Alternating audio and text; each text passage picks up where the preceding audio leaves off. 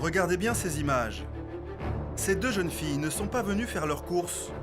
Ce sont des voleuses professionnelles. Vous allez voir que leur technique est très au point. À l'aide d'un pull orange, elles vont cacher leurs gestes. L'une d'entre elles plonge la main dans le sac pendant que sa complice la dissimule derrière un autre pull. En moins de 10 secondes, les deux pickpockets ont dérobé le portefeuille. La victime ne s'est rendue compte de rien. Nous sommes dans le 9e arrondissement de Paris, un quartier connu dans le monde entier pour ses grands magasins. Des enseignes prestigieuses qui attirent une clientèle française, mais aussi étrangère. De riches clients venus de toute la planète parcourent des milliers de kilomètres pour faire leurs achats dans ces rayons. Now I just shopping and sightseeing. What about the shopping here? Very shiny and very beautiful, and the stuff is very slim. And then, oh, it's amazing. Great. Le long du boulevard Haussmann, certains week-ends, jusqu'à 100 000 personnes viennent faire leur shopping. Une clientèle qui attire une délinquance particulière. Des pickpockets originaires des pays de l'Est. Bulgares, tchétchènes et roumains s'attaquent aux passants à la moindre occasion, comme en témoignent ces images.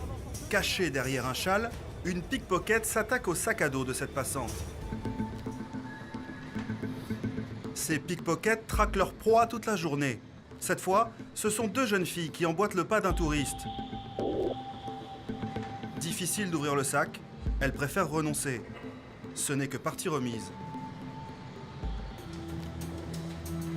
Pour contrer ce phénomène, le commissariat du 9e a mis en place des policiers spécialisés contre ces voleurs à la tire. Pour être plus discret, ils patrouillent à pied, incognito. Jean-Philippe, dit JP, fait partie de cette brigade. Pour traquer les pickpockets, il marche une vingtaine de kilomètres par jour en essayant d'être le plus discret possible.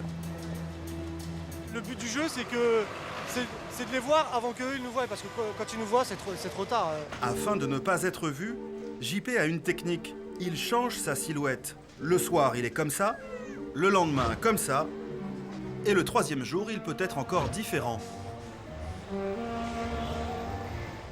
C'est important d'essayer de changer un peu de tête pendant une filature. C'est très important. Parce qu'on s'habitue à voir... c'est comme nous, quand on suit quelqu'un, on s'habitue à voir avec un bonnet gris, des lunettes et une écharpe rouge. Si d'un seul coup il enlève son bonnet gris, ça va nous perturber. Depuis 7 ans qu'il arpente les boulevards, JP a l'œil pour reconnaître les voleurs. Il vient de repérer justement deux jeunes filles au comportement suspect. Elles sont dans la masse. Quand elles marchent en longeant les galeries, là, elles se retournent. Elles sont bizarres, elles sont à l'affût du moindre sac qui passe à côté, surtout si c'est des touristes. Quelques minutes plus tard, les deux jeunes femmes rentrent dans un magasin. JP n'a plus aucun doute. Il alerte son coéquipier. Tu peux me mater deux tireuses, s'il te plaît, à l'entrée des galeries au niveau du carrosse? Au téléphone, JP reste en liaison avec ses collègues.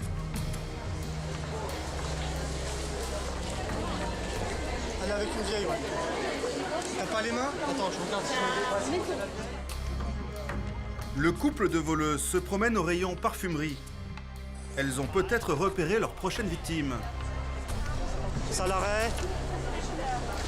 Ça l'arrête, ça l'arrête. Les deux jeunes femmes repèrent un touriste chinois qui sort son portefeuille. La plus jeune vérifie que personne ne l'observe. Les policiers restent vigilants.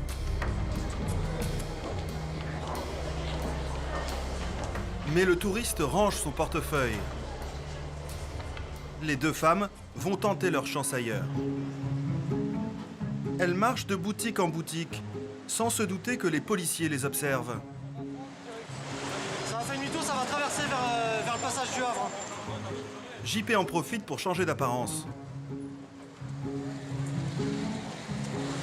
J'ai enlevé mon bonnet pour pas qu'elles prennent l'habitude de voir quelqu'un qui les suit si jamais elles repèrent avec un bonnet. Les deux suspectes se suivent maintenant à bonne distance. Une technique pour faire croire qu'elles ne se connaissent pas. Elles rentrent séparément dans une nouvelle boutique. Qu'est-ce qui se passe, JP? Bah, les deux tireuses qu'on suit depuis tout à l'heure sont rentrées dans H&M. J'ai appelé quelqu'un qui travaille dans le H&M pour voir s'il peut pas mettre les caméras pour nous éviter, comme ça fait longtemps qu'on les suit, pour nous éviter de se faire griller à l'intérieur. JP fonce au PC de surveillance. Il prévient son collègue qui continue la filature à l'intérieur des rayons. Une jeune... T'es dans le magasin, Fred?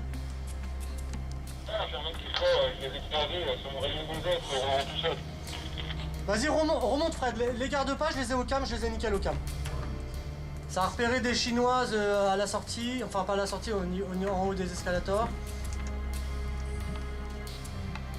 Ça laisse partir les Chinoises. Oula, oui. Ça a repéré une autre mamie habillée, enfin une jeune femme avec des lunettes habillée tout en noir.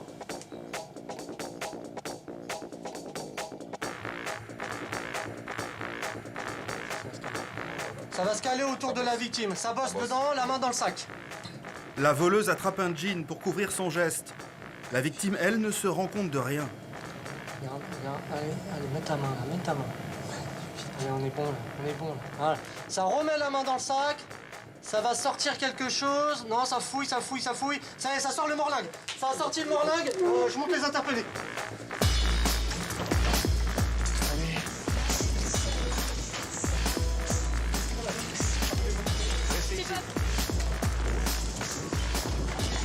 C'est bon, t'as interpellé, trouvez-moi la mienne. Donne-moi le portefeuille tout de suite. Tout de suite, le portefeuille. Le portefeuille tout de suite. Ça, c'est quoi ça? C'est à toi? Monroe? Ouais, c'est ça. Dice. Elle est où la victime? Demande-lui. Dice. Ah, tais-toi. Passeport? Madame? Dice. Non, c'est celui-là. Oui, c'est ça. D'accord, merci. Voilà. Ça, c'est quoi? C'est à toi? Ah, tais-toi. C'est celui-là, madame. On va vérifier le contenu à l'intérieur. La victime, surprise, comprend seulement maintenant que son portefeuille lui a été dérobé. Elle doit porter plainte. La procédure commence sur place, dans l'arrière-boutique. Vous pouvez vérifier le contenu, qu'il vous manque rien, s'il vous plaît? J'avais pas grand chose dedans. Ouais. Au niveau des... Non, c'est bon. C'est bon, il vous manque rien? D'accord. Alors les suites maintenant, madame, vous allez devoir déposer plainte. Oui, excusez-moi, ça va un peu. Pour pouvoir qu'on les interpelle et qu'on vous restitue votre portefeuille surtout, parce que D'accord. maintenant il nous appartient. D'accord. Vous allez devoir déposer plainte. C'est la première fois que cette jeune femme est victime d'un vol. Et vous n'avez rien senti? Non. Non, elle cherche un pantalon. Enfin, a priori, je pensais qu'elle cherchait un pantalon elle-même, donc elles sont fortes, monsieur. Elle passe bien, on dirait pas comme ça? Non. Je suis franchement étonnée. Un procès verbal simplifié est rempli sur place. La victime peut récupérer son portefeuille. Et merci encore. Et puis je vous souhaite quand même une bonne soirée malgré ça. Bon courage à vous. Merci. Et puis, merci encore. Mettez votre ceinture. Les deux voleuses ont été prises en flagrant délit. Elles sont amenées au plus vite à l'antenne judiciaire de la police du 9e arrondissement. Elles sont immédiatement placées en garde à vue. Ces deux jeunes femmes sont d'origine bulgare. Récidivistes, elles encourent jusqu'à 7 ans de prison ferme.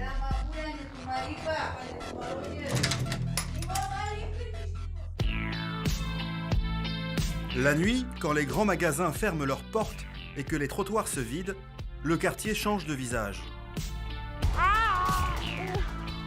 C'est au nord du 9e arrondissement, vers Pigalle, qu'une autre forme de délinquance se manifeste.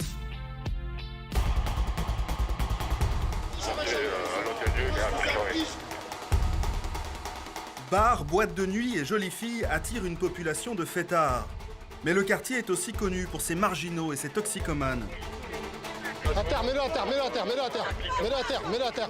Mettez-le à terre, mettez-le à terre, allez à terre. Pour faire face à cette délinquance nocturne, les équipes de police secours sont mobilisées 7 jours sur 7. Commissariat de la préfecture de police du 9e arrondissement. Il est 22h30. Horatio prend son service. C'est un des piliers de police secours. S'il a choisi de travailler la nuit, ce n'est pas par hasard. C'est une ambiance qui est totalement différente de la journée, c'est plus violent. Que ce soit dans les interventions, dans les attitudes, dans l'ambiance générale. C'est pas pareil. On est dans un monde à part. Horatio et ses collègues doivent faire face à toute éventualité. C'est le minimum vital, on va dire.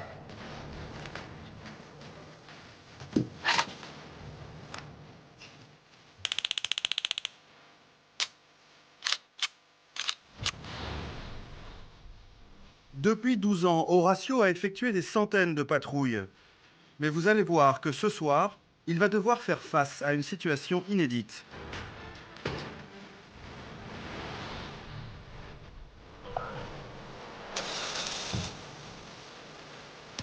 Voilà. À peine parti en patrouille, il reçoit un appel sur les ondes. Pour le 9e arrondissement, un individu suspect qui est en train de dégrader les portes des appartements des parties communes, au niveau de l'escalier. C'est parfait. Ouais, c'est déclenché. Un individu suspect qui est en train d'essayer de forcer des portes d'un immeuble. On a la PS qui vient d'arriver sur place et qui demande notre assistance. Pourquoi les hommes de police secours ont-ils besoin de renforts?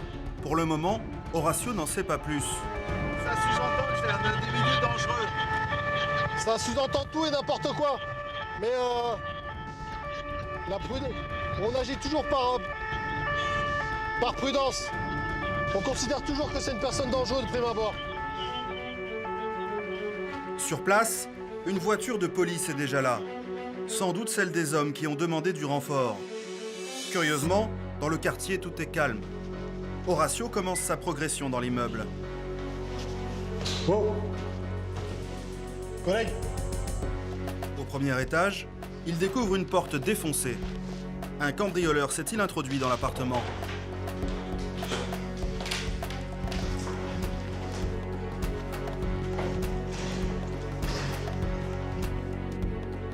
À l'intérieur, personne. L'appartement est en travaux.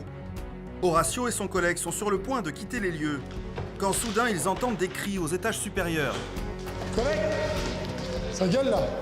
On monte. Ça gueule au-dessus.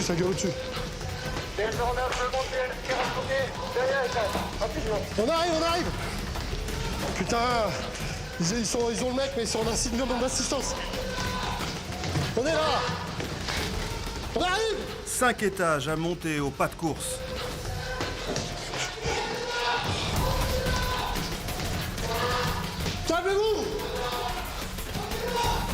Calmez-vous. Poussez-vous. Taser. Il est où? Un homme est retranché dans la douche, près des chambres de bonne. Il affirme qu'il est armé. Horacio ne prend pas de risque. Allonge-toi. Allez, passe-le. Va le chercher. L'homme se relève. Il continue à se débattre. À terre. C'est bon. Mets les mains dans le dos. Une troisième équipe de police arrive en renfort. Attention. T'as quoi comme arme? Non, j'ai rien. Fais-le sortir. C'est bon, il a été tasé. Poussez-vous. Taser, attention. Il y a les sondes. Attention, il y a les sondes. L'homme n'est pas dans un état normal.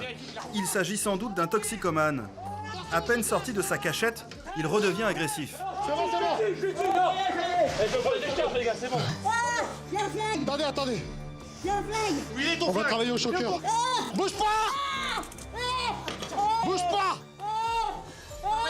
J'ai un flingue sur moi. Bouge pas. Putain. Il en a pas. Il est taré, ce gars. L'homme est-il armé? Les policiers doivent en avoir le cœur net. J'ai un flingue. Il est taré, votre gars. Il est là dans la poche. Finalement, les policiers ne trouveront aucune arme sur lui. C'est bon, il a enlevé. On va se lever, calmement. Oh, tu m'écoutes ou quoi? Tu arrêtes. Tu n'agresse pas mes collègues. J'ai pas de risque. Tu te calmes, ok? Tu te lèves là. Tu te lèves gentiment. Ouais. Et tu te laisses faire, Défaites les jambes, les gars. ok? Quelqu'un. Tu te laisses faire. Lève-toi. Il y a mon pote. Allez, lève-toi. Lève-toi. Il y a mon pote à côté. Lève-toi. Il y a mon pote. Là, c'est physique pour le coup. Hein? C'est un peu sport. Si. Merci. Si. Tu vas t'asseoir. 2109 Sierra 09 Alpha. Individu hyper virulent retranché dans une petite pièce, annonçant la possession d'une arme qu'on n'a pas encore retrouvée ou savoir s'il l'avait réellement. Donc on a dû faire l'usage du taser pour pouvoir le maîtriser sans le blesser.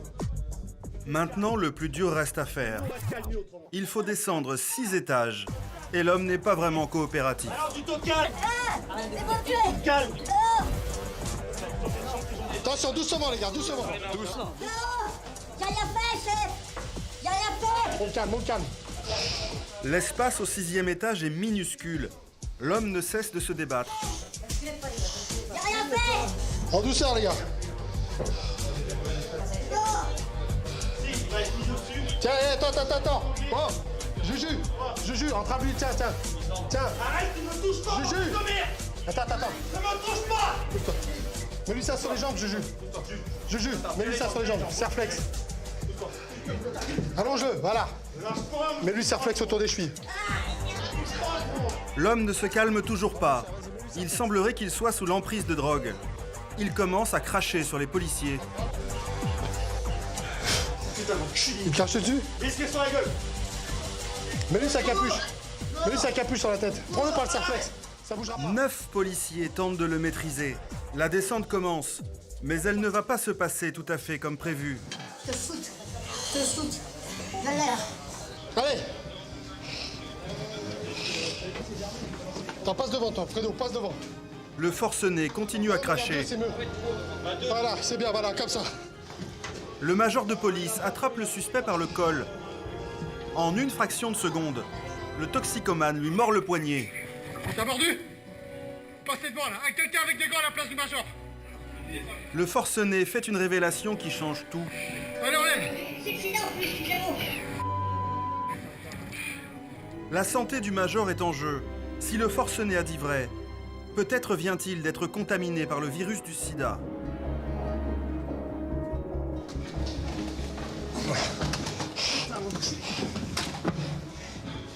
Attention la tête.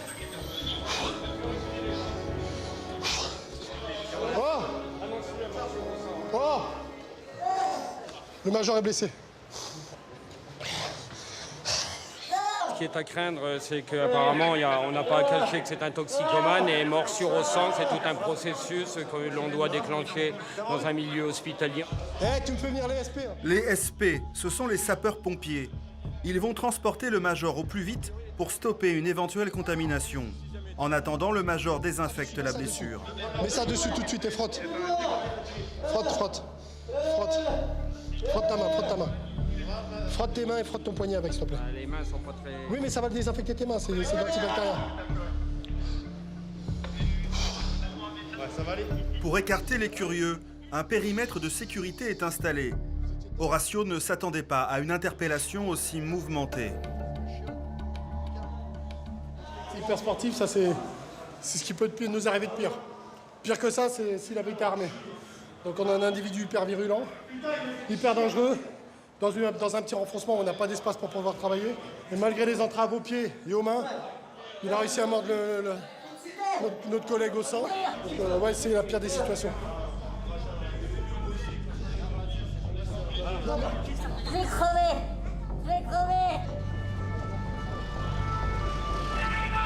J'ai deux sur place. Un fourgon spécial a été demandé. Il permettra de transporter l'individu en toute sécurité. On le charge. On se prend pas la tête là. Allez, on le passe sur le côté. Chacun un bras. 1, 2, 3, on y va. On passe à droite. Attention le poteau. Attention les gars. Victime d'assassinat. Attention mort. Il mort.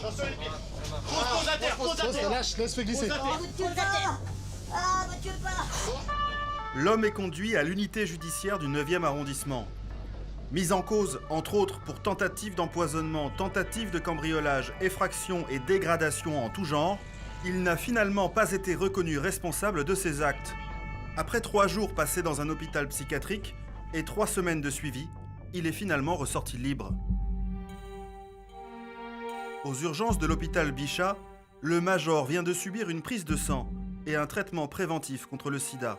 On va partir vers une thérapie, un traitement sous thérapie. On va attendre dans un premier temps les résultats sanguins qui auront été effectués sur l'interpellé. Et au vu des résultats, la thérapie se poursuivra ou s'arrêtera pour tout ce qui est maladie transmissible par le sang. Les examens se révèlent inquiétants. Le major ne semble pas avoir été contaminé par le virus du sida. Mais les médecins pensent que le toxicomane lui a transmis l'hépatite C. Le major sera fixé dans 3 mois, après la période d'incubation de la maladie. Horatio, lui, a repris la patrouille. Il est 4h25 du matin. Dans les rues de Pigalle, c'est l'heure des sorties de bar et des sorties de boîte. Les noctambules attendent le premier métro. Pour les fêtards, la nuit se termine. Mais pour Horatio, c'est le début d'une nouvelle mission. Un groupe de jeunes filles vient de se faire agresser. Horatio essaie de les retrouver au plus vite. On va aller voir apparemment des victimes d'un vol qui nous attendent à l'angle d'une rue. A priori, les auteurs ils auraient pris la fuite à bord d'un véhicule. Donc on va aller voir si on peut avoir rapidement une immatriculation pour pouvoir la diffuser aux autres collègues aux alentours. Ils sont où? On en arrive là, mais... Où sont les jeunes filles? Elles ne se trouvent pas à l'endroit indiqué. En tournant dans le quartier, Horatio finit par les retrouver. Là. Oh. C'est vous qui avez appelé? Qu'est-ce qui s'est passé? Vous avez été victime d'une agression, d'un vol? Non, pas du tout, elle est juste inconsciente, elle est en état d'ébriété. D'accord. Donc c'est pas vous qui avez appelé pour un vol? Non. Donc les pompiers sont en route pour ça? Sans route a priori, ouais. Ok, bon, merci. Qu'est-ce que c'est que ce délire? L'une des jeunes femmes est quasiment en coma éthylique sur le trottoir. Horatio attend les pompiers, quand soudain, un homme s'approche de la voiture. Bonsoir monsieur, qu'est-ce qui se passe? C'est moi qui vous ai appelé.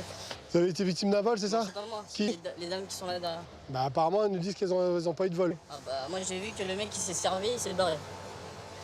On vous a volé quelque chose ou pas? Bah le monsieur il dit qu'il y a quelqu'un qui a volé quelque chose.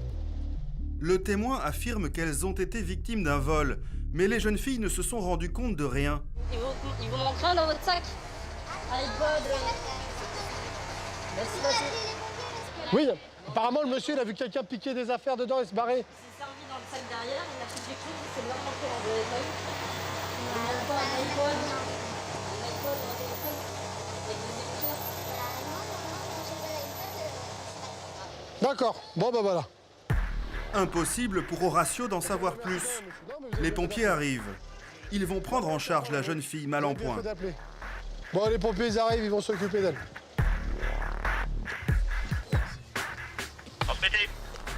Ouais, donc le requérant, il aurait vu un individu se servir dans le sac de 3 jeunes filles qui sont à l'angle Blanche-Calais et prendre la fuite. Le problème, c'est que les jeunes filles disent qu'on leur a rien volé. Donc, bon, écoutez, ça va être un colossal sans suite. Bien reçu pour le sans suite. Une affaire qui n'a rien d'étonnant à cette heure-ci dans le quartier. Dans le 9e, la police appelle ça une pigalerie. Ah ouais, là, c'est la pigalerie magnifique. Là, on est dans le cœur de métier du secteur Pigalle. C'est-à-dire alcool. Tous les ingrédients réunis. Et là, c'est du grand guignolesque. Il y a des gens qui voient des choses qui ne sont pas passées, d'autres qui subissent des vols qui n'ont pas existé. Bienvenue à Pigalle. Mais quelques minutes plus tard, c'est dans un autre quartier du 9e qu'Horatio va être appelé. La radio signale un véhicule en fuite.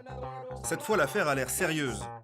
Toutes les voitures du secteur sont mobilisées. Derrière le véhicule, là actuellement il est opéra en direction des Champs-Élysées. Fonce, donc Opéra Champs-Élysées. Ouais, c'est bien fait. La poursuite commence. Il faut retrouver le chauffard au plus vite. On a un véhicule en fuite suite à un accident de la circulation et qui est en train apparemment de prendre tous les risques pour échapper à ses responsabilités. Il a franchi plusieurs feux rouges. Il a pris Vendôme. Vas-y. Horatio est en liaison avec la radio, qui suit la progression du fuyard. Celui-ci devrait arriver rue de Rivoli, juste en face de lui. Ouais, 09 Sierra 09 Alpha.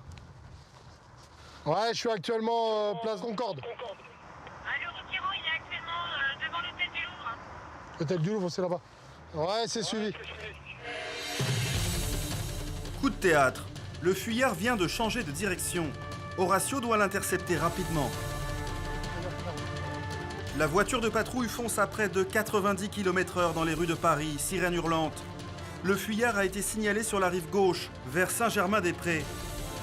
Horatio bifurque sous les guichets du Louvre. C'est en face, direction la rue. Non? Si, c'est en face. Il roule l'enfoiré, hein? Reste à traverser la Seine. Allez, fonce. Saint-Germain-des-Prés.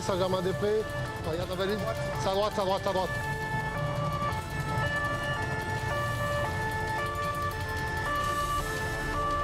C'est le moment, c'est le moment. Ouais, c'est suivi pour la Sierra, on est à proximité. La voiture n'est plus qu'à quelques mètres sur les quais. Il y a du bleu devant. Là, c'est là, c'est là, c'est là, c'est là, c'est là. C'est là, c'est là. Bloque-le, bloque-le, bloque-le. Surprise, Arrêtez-vous. le fuyard est une jeune femme. Stop. Arrêtez-vous, s'il vous plaît. Arrêtez-vous tout de suite. Ouais, 09, Sierra, 09 en cours d'interpellation. Ouais, c'est DTE 92. Attends. Mets-toi devant, bloque-la, bloque-la. Derrière elle, l'homme qui a appelé la police. Qu'est-ce qui se passe là? Calmez-vous, restez dans le véhicule pour l'instant. 3 Oui, transmettez. Interpellation en cours. Qu'est-ce qui s'est passé, monsieur? J'ai freiné, elle m'a rentré dedans. Elle a pris la fuite, elle est partie. C'est juste ça? Ouais. Vous préparez les papiers du véhicule, monsieur? Une simple éraflure serait à l'origine de cette affaire. Horatio et 4 autres voitures de police ont pris tous les risques pour un petit accrochage. Ouais, TN09, Sierra 09, en situation calme, hein. Pas de prise de risque pour les collègues. Horatio veut maintenant entendre la version de la jeune femme. En fait, il y avait 2 garçons dans une voiture derrière, ils m'ont pas laissé passer, donc je leur ai fait un petit signe en leur disant allez, c'est bon, laisse-moi passer. Et là, ils se sont mis devant moi et ils ont pilé. Et là, je l'ai un petit peu touché. Il m'a dit allez, descends de la voiture, maintenant on va faire un constat. Je me suis pas laissé faire. Ils se sont mis dans mon véhicule. Il y a son ami qui est venu, qui a commencé à me toucher le visage. Je voyais qu'il commençait à être violent et à avoir des gestes qui n'allaient pas. Je suis partie. L'homme qui aurait agressé la jeune femme a disparu en cours de route. Horatio essaie d'en savoir plus. Elle a pris peur, monsieur, parce que vous étiez 2 a priori. Moi, je dis quoi? Je dis, écoutez, tu vas rentrer dedans à l'arrière, on fait un constat. Ouais. Tout simplement. Parce qu'apparemment, votre copain, lui, il est venu lui toucher le visage. Elle n'a pas touché le visage. Déjà, mon copain... Monsieur, j'étais pas là, moi je vous dis ce qu'elle me dit. Après, c'est votre parole contre la sienne, vous voyez? Horatio préfère que le constat amiable soit rédigé en présence des policiers. Je vais vous demander de commencer à remplir ici, hein, toutes les informations. Vous avez tous les papiers, vous avez la carte grise du véhicule, vous avez le permis de conduire. J'ai tout.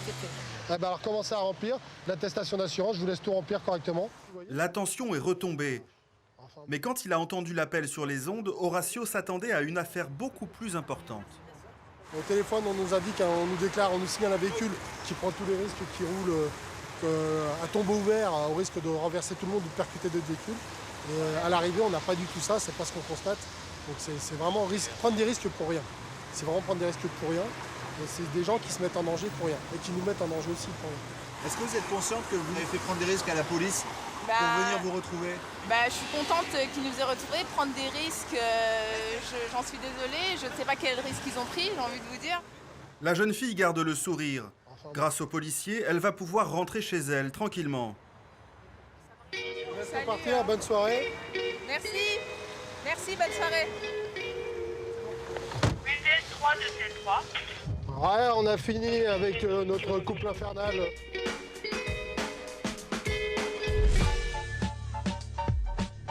Le 9e arrondissement est aussi un quartier de bureaux. Il réunit les sièges sociaux des grandes banques et de certaines grandes entreprises. Des immeubles qui attirent la convoitise des cambrioleurs. Dans l'arrondissement, on déplore un cambriolage par jour. Horatio n'est donc pas étonné quand il reçoit cet appel radio. Voilà, notre société. Écoute positive. Ah, allez, vas-y, fonce. C'est au niveau des crosses? Ouais, on s'en fait. Vas-y, c'est bon, vas-y. On a écouté. On a un déclenchement d'alarme avec écoute positive. Donc normalement, ça doit signifier qu'on a quelqu'un à l'intérieur dans une société. Donc probablement, potentiellement en tout cas, un vol effraction en cours. L'alarme s'est mise en route. Mais c'est une alarme silencieuse. Le cambrioleur ne sait pas qu'il a été repéré. Il est sans doute encore sur place. De combien là? Je vois pas les numéros, mon 69, c'est là. Ouais, TN09, Sierra 09 sur place.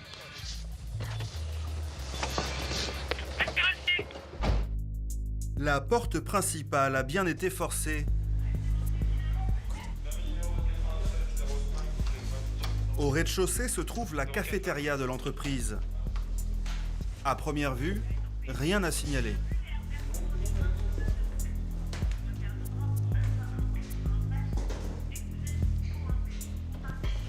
C'est bon pour toi?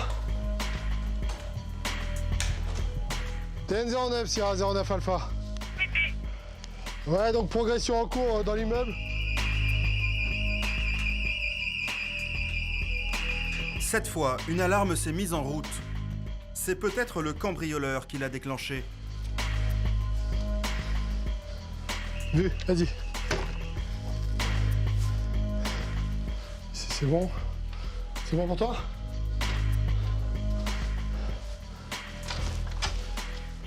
Les 3 hommes vont faire les étages un à un.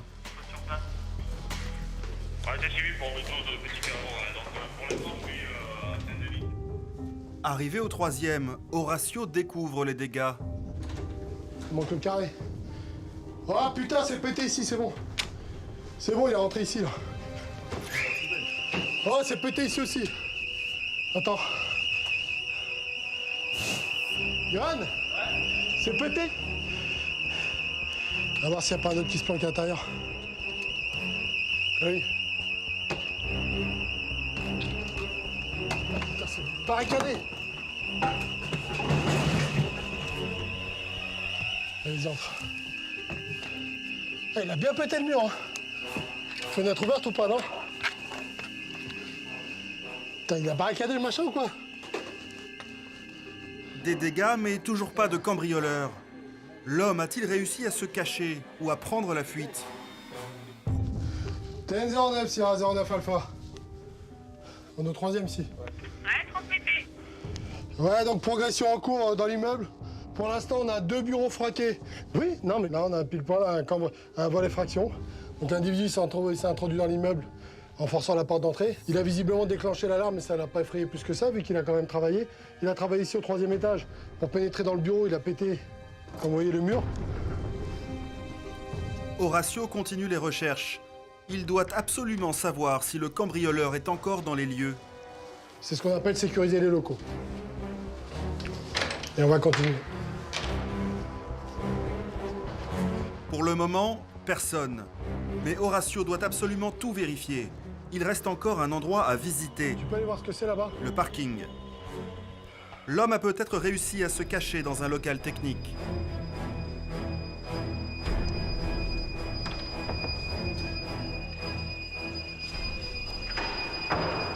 C'est verrouillé?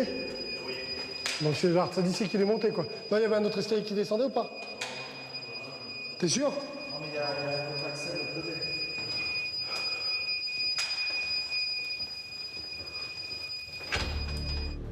Personne. Le cambrioleur a peut-être pris la fuite. Mais Horatio a un doute. Il jette un dernier coup d'œil sur la façade. Quand tout à coup... Ouais, TN09, Sierra 09 Alpha. Ouais, on a la porte du garage qui est en train de s'ouvrir, on va pénétrer à l'intérieur des locaux. C'est toi qui as appuyé sur un bouton, là? Ouais, c'est aussi pour l'instant, j'ai pas de requérant. La porte du parking s'ouvre toute seule. À l'intérieur, un homme, avec un ordinateur. Bonsoir. Y'a pas de souci. Vous êtes qui, monsieur? Comment? Vous êtes qui? J'ai récupéré ça dans ma poubelle. Et je pourrais rester là. Posez ça. Ça marche. Vous n'êtes pas ici, monsieur. Y'a pas de souci. Vous faites pas le patient? Elle est où la poubelle, monsieur? Comment? Elle est où la poubelle? À l'intérieur? Vous êtes rentré comment, monsieur? Non, la porte, je dans là de temps en temps. On peut tirer la porte à sous, je vous promets que c'est vrai, je pense. Allez, 803. On parle patient de sécurité. 803. L'article du Code de procédure pénale qui signifie « passer les menottes ». Horatio est convaincu que ce jeune n'a pas trouvé l'ordinateur dans la poubelle, mais qu'il est bel et bien le cambrioleur qui s'est introduit dans les locaux. Faut bien garder les poubelles, jeune homme. J'ai envie de dire, on se débrouille. Donc on a un individu interpellé pour cambriolage, donc vol avec effraction. Il a dégradé plusieurs portes et un mur. Il a dérobé du matériel informatique. Donc là, on a sécurisé le bâtiment, les portes sont fermées. Il y a un intervenant extérieur de sécurité qui va venir pour rester à l'intérieur et pour vérifier les alarmes. T'es la PS, toi? En 12 ans de carrière, Horatio n'avait encore jamais vu un cambrioleur lui tomber aussi facilement dans les bras. Ah, ça arrive pas tous les jours. Je vous le garantis, c'est la première fois que ça m'arrive. Voir, Sésame, ouvre-toi, les portes qui s'ouvrent.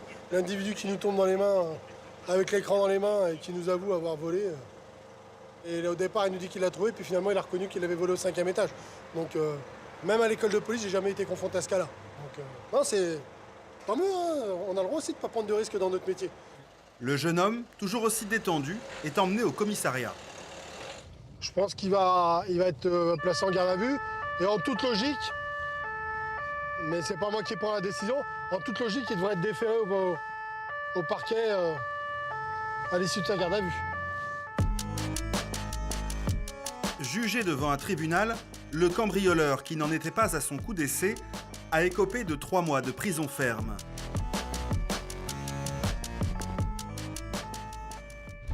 Le lendemain, retour près des grands magasins avec JP, le spécialiste de la lutte contre les pickpockets. Alors aussi, dis-moi quand ça repart. Hein. Ça vous dérange pas trop la circulation, JP? Bah non, c'est mieux. Là, je peux traverser en marchant. Cette fois, il s'attaque à un autre fléau très répandu dans le quartier. Les vols au DAB, les distributeurs automatiques de billets. Il vient de repérer des enfants qu'il soupçonne de vouloir passer à l'attaque. Il y a 2 petits enfants qui sont autour du distributeur. Là. Ils attendent les gens qui retirent au DAB et puis ils vont en profiter pour, à leur insu, leur voler l'argent qui sort du distributeur. Et s'ils peuvent choisir en plus le montant, c'est une option qui n'est pas négligeable. Et comme il le craignait, les enfants passent à l'action. Là, il y a un vieux qui retire au DAB. Ça va y aller. Petit à droite qui va bosser. Là, il a appuyé sur une touche. Il y a l'autre à... T'as vu l'autre à gauche? Il l'a gêné. Le petit, il a appuyé sur la touche, là, ça y est. La technique est simple. 2 enfants entourent un client au moment du retrait. Celui de gauche détourne l'attention de sa victime en lui montrant un prospectus. Pendant ce temps, celui de droite appuie sur le montant maximum et dérobe l'argent. Ces enfants voleurs peuvent empocher jusqu'à 1 500 € par jour. Mais la plupart du temps, les clients se rebiffent. Non, ça s'écarte, le mec leur fait peur. Ils viennent taper, le vieux essaie de le reculer, il se fait carrément au vieux. Là, ça devient carrément violent. Ah, ça essaye de se faufiler, la meuf elle essaye de se faufiler en cuir, mais elle n'y arrivera pas. Il y a un mec qui l'empêche. Hein. Attendez, là, le petit en noir, ça appuie. JP est prêt à intervenir au cas où les enfants parviendraient à leur fin. Il repère une petite bande qui surveille ce distributeur. Ça y est, ils sont 4 maintenant. Ouais, maintenant il y a 2 meufs et 2 mecs. Ça y est, ça y va. Les 2 mecs. Ces 2 enfants ont attendu le meilleur moment pour attaquer. Les 2 mecs, ils vont là. Le grand à gauche et le petit à droite.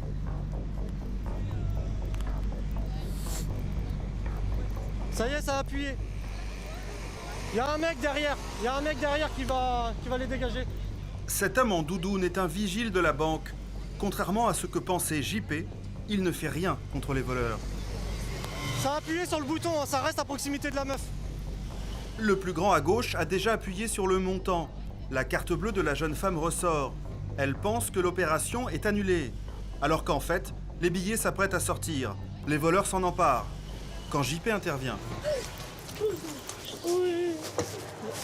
Non, attendez, madame, c'est la police. C'est la police. Tourist? You're tourist? Okay. Tourist. No problem. Okay. Police. Assis-toi.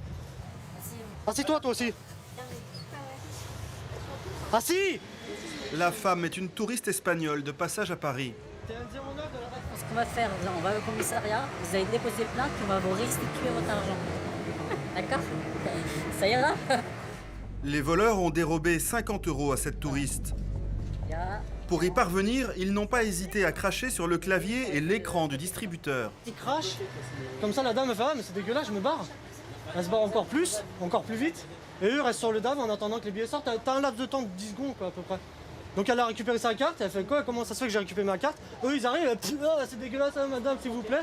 Et puis ils se barrent. Puis la dame, elle fait bon, bah, j'ai ma carte, je me casse. Et puis eux, ils attendent les billets qui sortent. C'est la première fois que cette femme est la victime d'un vol. Elle n'a pas eu le temps de comprendre le manège des 2 enfants. Intentaba sacar dinero del cajero y los niños se han acercado, han hecho algo extraño y realmente ha sido todo muy rápido. Rápido ha aparecido la policía y me han dicho que era víctima de un robo. Vous avez fait peur? No, not very o sea, no muy asustada porque parecían pequeños y poco peligrosos, pero preocupada porque, pues, no sé, no es seguro sacar dinero, ¿no? JP, lui, n'a toujours pas compris pourquoi le vigile de la banque n'est pas intervenu. Tu vois, ce qui m'énerve, c'est qu'il y a un mec de la sécurité du DAB qui a appuyé sur le truc en même temps, tu vois. Il est venu, il est passé, il les a laissés bosser. Les 2 enfants voleurs vont être emmenés au commissariat. On aura besoin d'un véhicule pour transporter 2 interpellés pour vol au DAB, chaussée d'Antin, en Lévis. Avec qui, toi? La voiture est arrivée. Les 2 enfants sont conduits à l'unité de police judiciaire du 9e arrondissement. D'origine roumaine, âgés de 10 et 12 ans, ils ont été relâchés 2 heures après leur interpellation. En France, la justice n'inquiète pas les enfants de moins de 13 ans. À la nuit tombée, le quartier retrouve son calme. Mais ça ne va pas durer. Dans un immeuble, des habitants sont en danger. Police secours est appelée en urgence. Philippe et Laurent foncent sur les grands boulevards. Donc là on part sur un incendie de cave rue Geoffroy-Marie. Les SP, je pense que les SP sont déjà sur place. Non, les feux de cave c'est hyper rare, c'est plutôt les feux d'appartement. Ça arrive plus régulièrement. Les gens qui s'endorment, qui oublient la poêle sur le gaz. Ouais. Il est 3 heures du matin. Les sapeurs-pompiers s'engouffrent dans la rue. Chaque minute compte. Les habitants inquiets attendaient avec impatience l'arrivée des secours. Ils ont mis des panneaux, des plombs. À Paris, les soldats du feu ne prennent aucun risque. Ils mettent toujours en œuvre les grands moyens. À chaque fois, il y a énormément de déploiements pour les sapeurs-pompiers parce que pour éviter que le feu ne prolifère ou qu'il n'atteigne d'autres bâtiments. C'est toujours ça, quand il y a un incendie sur Paris, les pompiers se déplacent en force pour l'arrêter le plus tôt possible. Les fumées sont nocives, mais ce n'est pas le seul risque. L'immeuble est relié au gaz de ville. La cave devient une bombe en puissance. Chacun sa mission, la police de son côté installe un périmètre de sécurité. Nous, on est là pour sécuriser les lieux. On va faire en sorte que les badauds ne viennent pas sur l'intervention et ne gênent pas les pompiers pendant qu'ils interviennent. C'est ce monsieur qui a prévenu les secours. C'est vous qui avez vu l'incendie? C'est moi qui ai vu l'incendie, c'est moi qui ai commencé le tendre. Et puis... Vous n'avez pas vu les flammes en bas? Les flammes, quelles flammes? Les flammes de les l'incendie. Flammes. Si, j'ai vu les flammes, j'ai vu le siège qui, en fait, c'est un siège de bébé qui a pris feu? Qui s'enflammait. D'accord. L'homme a tenté de maîtriser l'incendie, mais il a dû renoncer rapidement. J'ai pris l'extincteur et puis je commençais en fait à éteindre. J'ai cru le temps et il y avait trop de fumée, j'étais obligé de sortir. L'incendie n'est pas encore maîtrisé. La fumée envahit l'immeuble. Les pompiers décident d'évacuer les habitants. Ce monsieur est un des premiers à avoir été sorti de chez lui. Ils sont venus frapper à la porte, je crois qu'il y a le feu à la cave en fait. Voilà. Ça vous a fait peur? Ça va, c'est juste la descente, il y a de la fumée avec les enfants. Les pompiers veulent s'assurer qu'aucun habitant n'est resté chez lui.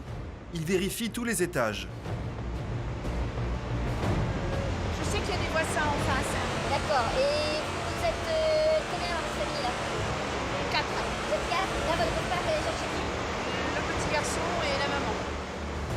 La police comptabilise le nombre d'habitants. Une fois l'immeuble évacué, les familles sont prises en charge. Actuellement, il fait 5 degrés. Donc les faire attendre dehors en attendant que les pompiers aient terminé leur travail, ça ne sert à rien. Donc on a demandé à l'hôtel de bien vouloir accueillir les personnes le temps que les pompiers puissent agir et le temps qu'ils puissent désenfumer tous les appartements en fait. 3, 4. Appartement numéro 2, donc au premier étage. Cette femme ne s'attendait pas à être réveillée par les pompiers. Bah, j'étais en train de faire même des rêves là. Oui, j'étais avec mon pyjama, j'ai mis seulement mon manteau et tout ça. Dans l'immeuble, les pompiers ont fini par maîtriser le feu. Ils ont trouvé l'origine de l'incendie et ils sont en train de finir de vérifier que tout est bien éteint. Ils s'assurent que dans les escaliers, il n'y ait plus de fumée. Et après, les personnes pourront regagner leur domicile. Mais les pompiers ne prennent aucun risque. Les débris fumants sont remontés de la cave pour éviter que l'incendie ne reparte.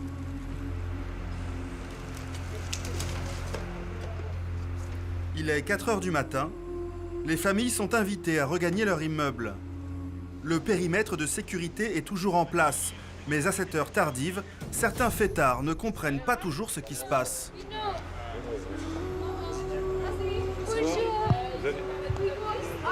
Est-ce que... Vous allez où? downstairs and we'll go. Ah! La nuit, c'est vrai qu'on a pas mal de mecs qui ont pas mal abusé d'alcool. Donc des fois, on tombe sur des trucs assez marrants malgré la situation. Là, nous, ça nous permet de nous détendre un petit peu, quoi. Après 1 heure de travail, les pompiers quittent les lieux. Mais pour la police, tout n'est pas encore terminé. Il reste à déterminer si l'origine du sinistre est vraiment accidentelle. Après, c'est les services d'investigation judiciaire qui fera le travail. Comment un siège de bébé a-t-il pu prendre feu? Les enquêteurs de la police judiciaire démarrent leur enquête. Au sous-sol, les dégâts sont importants. C'est dans cette cave que le feu a démarré. Sur le trottoir, les policiers cherchent des indices dans les débris. Après enquête, l'unité judiciaire du 9e arrondissement a découvert que l'origine du sinistre était criminelle. Une cigarette aurait été jetée intentionnellement dans ce tuyau et a embrasé toute la cave. L'auteur n'a pas encore été retrouvé et les assurances ont pris en charge les dégâts. Grâce à l'intervention rapide des policiers et des pompiers, ce sinistre n'a fait aucune victime.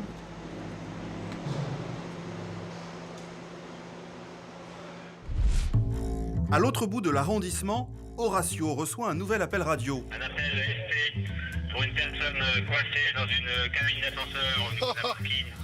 Les SP sur place, les SP ont également demandé un engin de décarcération sur place. Oh là, ça devient cocasse. C'est les pompiers qui appellent. Apparemment, il y a une personne coincée dans un ascenseur. On va aller voir. Quoi consiste le rôle de la police? Ils ont besoin de la présence de la police pour pouvoir ouvrir en notre présence l'ascenseur. Bah, enfin, c'est quand même un incident assez rare. Les pompiers sont déjà au travail. La victime est coincée dans l'ascenseur d'un parking public. C'est monsieur, une petite dame? Ouais, pour info, SP Saint-Honoré déjà sur place. Bonjour. Le veilleur de nuit apprend aux policiers que la situation est plus grave que prévu. Ils sont déjà en train de taper les pompiers en bas? Non, c'est l'individu qui est à l'intérieur qui est en train de s'exciter. Que j'ai fait appel à vous parce que il est complètement hystérique. Et les pompiers, ils ont pas réussi à le calmer? Personne est bloqué dans l'ascenseur au niveau moins 7. Pour récupérer. Comment on y accède là? Par les escaliers au moins 7. Il n'y a pas d'autre ascenseur? Si, il y en a un ici là. Bon, on va pas prendre le risque, on va avoir l'air con. Oh là là, moins 7. L'homme est bloqué depuis 3 heures. Au 7e sous-sol, les pompiers sont au travail.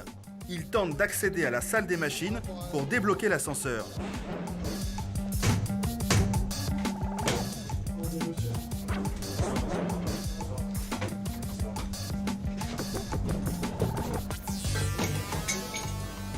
Les pompiers vont-ils pouvoir débloquer la cabine? Le temps presse. Ils vont essayer de faire fonctionner manuellement les ascenseurs pour faire redescendre la cabine à notre niveau pour pouvoir dégager la personne qui est coincée, pour pouvoir le calmer, puis s'assurer de son état de santé. Au bout d'un moment, le cigouleux doit commencer à travailler. Dans l'ascenseur, l'homme s'impatiente. Il continue à s'énerver contre la porte.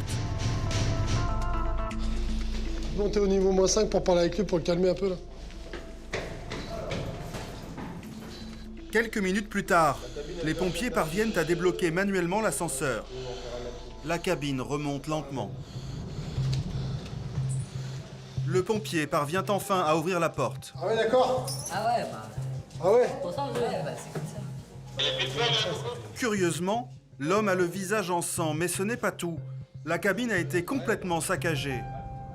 L'homme a cassé les lampes, arraché les fils électriques et décoré la cabine avec son propre sang. Les policiers tentent de le calmer. Oui, ça va, bien sûr. Ah, mais si vous voulez, si ça va. Oui, ça va. Vous voulez les pompiers? Ça va, ça va. Non, les pompiers, nickel. Hein. Bah, si. Je suis un peu énervé, voilà. Vous n'avez pas consommé d'alcool, monsieur, aussi? Si. Ah bah oui, j'ai consommé de l'alcool. Alors, mais c'est non, pas mais bon sens que... je comprends, monsieur. Bah, Non, que vous j'ai pas le droit de... Non, mais J'ai attendez. pas de consommer de l'alcool. Je et peux de parler, pas monsieur? faire le- Juste 2 secondes. Oui, je vous le dis. L'ascenseur, il est tombé en panne, c'est une chose qui arrive. Je sais. Vous avez consommé de l'alcool, c'est votre droit. Par contre, vous avez vu dans quel état vous avez mis la cabine, monsieur? Je peux comprendre que vous soyez énervé. Ça fait on me répond pas. Personne me répond. Donc j'en ai marre. Voilà. Ouais, mais il faut nous laisser le temps d'intervenir, monsieur. Ouais, bah écoutez, tant pis. C'est comme ça. Ah, tant pis, il va falloir assumer, monsieur, oui. Bah, j'assume. L'homme sortait d'une soirée bien arrosée quand il s'est retrouvé coincé dans l'ascenseur. Il a fait une crise de panique. Maintenant, ce sont les pompiers qui vont le prendre en charge pour lui donner les premiers soins. Il a tout saccagé, il a mis la cabine dans un sale état, c'est vrai, mais si les propriétaires des lieux veulent déposer plainte, le monsieur sera convoqué, puis il s'expliquera. Hein. Ah non, je pense que lui, il n'est pas content d'être resté bloqué, c'est pas une étape pour mettre la cabine dans cet état-là. On verra bien. Horacio doit attendre le diagnostic des pompiers avant de repartir. On attend de connaître l'état de santé du petit monsieur qui était coincé à la cabine d'ascenseur, savoir si c'est vraiment blessé, parce qu'il y avait un peu de sang. L'homme souffre de grosses coupures sur les mains. Le reste est plus superficiel. Mais le choc psychologique, lui, est important. A priori, on a pu ça faire un mouvement de panique. Il a paniqué à l'intérieur de l'ascenseur et du coup, je sais pas s'il n'a pas été pris d'un peu de claustrophobie ou quoi que ce soit. Du coup, il a essayé de sortir par lui-même et du coup, il a passablement abîmé la cabine. Passablement. Ouais, passablement. C'est la première fois que je vois ça, parce qu'il a bien arraché les pare-bras quand même. Finalement, l'homme est rentré chez lui et la société de parking n'a pas déposé plainte en raison du préjudice que le client a subi.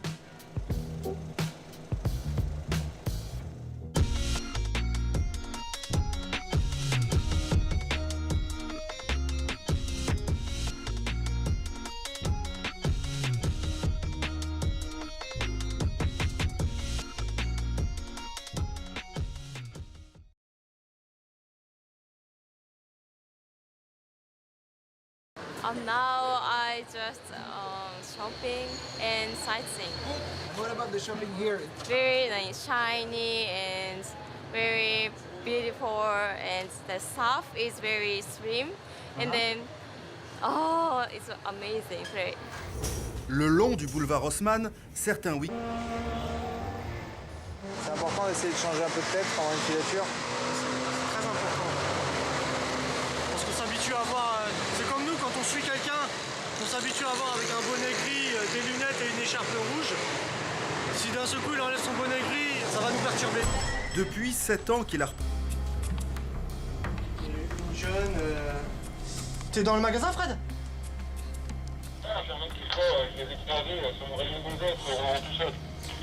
Vas-y, remonte Fred, les garde-pas, je les ai au tortillère quelque chose. Non, ça fouille. Ça y est, ça sort le morlingue. Ça a sorti le morlingue, je monte les interpeller. C'est celui-là. Oui, c'est ça. D'accord, merci. Voilà, ça c'est quoi, ça toi? Ah, t'es quoi? C'est celui-là, madame. On va vérifier. Pour le 9e arrondissement, un individu suspect qui est en train de dégrader les portes des appartements des parties communes, au niveau de l'escalier. On arrive. Roman lui mord le poignet. On t'a mordu? Passez devant là, quelqu'un avec des gants à la place du major. Le forcené fait une révélation qui change tout. Allez, on lève. La santé du major est en jeu. Si le forcené a dit vrai, peut-être vient-il d'être contaminé par le virus du sida.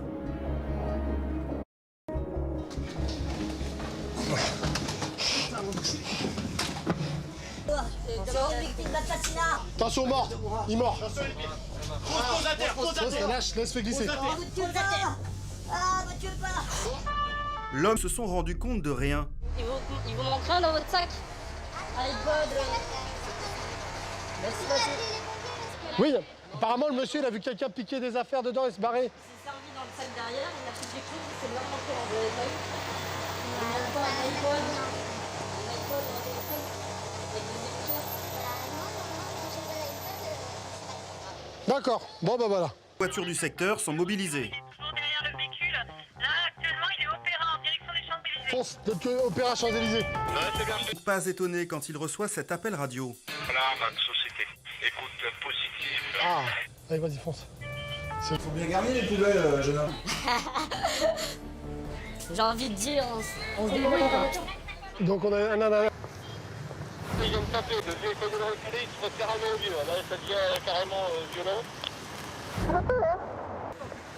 Intentaba sacar dinero del cajero y los niños se han acercado, han hecho algo extraño y realmente ha sido todo muy rápido. Rápido ha aparecido la policía y me han dicho que era víctima de un robo. Ça vous a fait peur? No, not very o sea, no muy asustada porque parecían pequeños y poco peligrosos, pero preocupada porque, pues, no sé, no es seguro sacar dinero, ¿no? JP, lui, n'a toujours pas compris pourquoi le vigile de la banque n'est pas intervenu. Le cave rue Geoffroy-Marie. Les SP, je sais pas si je pense que les SP sont déjà sur place. Non, les feux de cave, c'est hyper rare. À l'autre bout de l'arrondissement, Horacio reçoit un nouvel appel radio. Un appel SP pour une personne coincée dans une cabine d'ascenseur au niveau d'un parking. Les SP sur place, les SP ont également demandé un engin de décarcération sur place. Oh là, ça devient cocasse. Paris, 15e arrondissement. Au commissariat, c'est le début du service pour Daniel à gauche, le chef de la BAC et son collègue Julien. Bon bah c'est parti. Hein. Comme tous les jours, c'est sur les chapeaux de roue que leur patrouille démarre. À peine sorti du bureau, et déjà un premier appel. Allez, allez, action! Une agression violente vient d'avoir lieu dans un quartier chic de l'arrondissement. Pour éviter les bouchons et circuler plus rapidement dans les petites rues de la capitale, c'est à moto que les deux policiers se rendent sur les lieux de l'incident. Sur place, d'autres collègues de Daniel ont pris les devants. Ils ont arrêté 3 suspects qui seraient responsables de l'agression. S'il casse les couilles, tu le mets assis par terre. Assieds-le, assieds-le. Les 3 hommes sont fortement alcoolisés et très énervés. Daniel préfère ne prendre aucun risque. Le policier hausse le ton. Ouais, y a pas de désolé là. Ouvre-moi ce papier là. Putain. Bon, mets-le au sol là. Claque-le au sol là. Voilà. C'est bon. Tu te mets au sol et tu te la fermes, d'accord? C'est pas toi qui décide ici. C'est un contrôle de police, ok madame? Je vous annonce l'interpellation là, des 3 individus pour tentative de vol en réunion avec violence. Les 3 hommes ont agressé un riverain alors qu'il s'apprêtait à rentrer chez lui. Ils l'ont ceinturé et frappé pour le voler. La victime choquée et légèrement blessée est allée porter plainte. Les 3 délinquants, eux, termineront leur virée en cellule. En un quart d'heure, l'affaire est vite réglée. Voilà. Avec les 2 roues, on intervient rapidement et voilà, ils ont repéré au niveau du bar et voilà, interpellation. Nous suivrons Daniel au volant de sa moto. 17 ans de service dans l'arrondissement. Il connaît chaque rue par cœur. Sa spécialité, poursuivre les voleurs en tout genre. Vol à l'arraché. Bon, arrête de faire ton mijauré, ok? Vous ont volé quoi? Vol de scooter. Hey, essaye, il y a un mec avec un casque, en scooter ou machin. Ou encore des cambriolages. Avec ces hommes, le brigadier chef doit constamment ruser pour attraper les délinquants en flagrant délit. Ouais, ça roule, on arrive. Et dans l'arrondissement, il ne manque pas de travail. Car avec près de 240 000 habitants, le 15e est le plus vaste et le plus peuplé de la capitale. Ici, les beaux appartements sont une cible de choix pour les malfrats. Ils sont toujours les mêmes, ils sont dans le quartier, ça tourne. Hein. Les vols sont la plaie du 15e arrondissement. Et parfois, cela se passe au sein même des entreprises. La police. Dans une boulangerie, Julien de la BAC, un collègue de Daniel, va d'ailleurs devoir démêler un différend entre un employé et son patron. Ça va pas nous prendre pour des cons. Et les conflits au travail se terminent parfois très mal. Dans un restaurant, un autre patron va être victime d'une tentative d'homicide. L'agresseur, son chef cuisinier. Dans l'arrondissement, les policiers de la BAC sont également confrontés à une délinquance locale. Elle provient de ces cités défavorisées qui jouxtent les quartiers chics. Ouais, c'est bon, il peut s'en aller. Régulièrement, les policiers doivent y intervenir. J'étais bien sur les lieux et pas chez toi comme tu le fais il y a 2 minutes. Enfin, à la nuit tombée, le quartier prend une toute autre allure. Hey, c'est moi qui l'emmène, là. Mais je suis pas sûr ici. Fêtes, alcool et bagarres font aussi partie du paysage.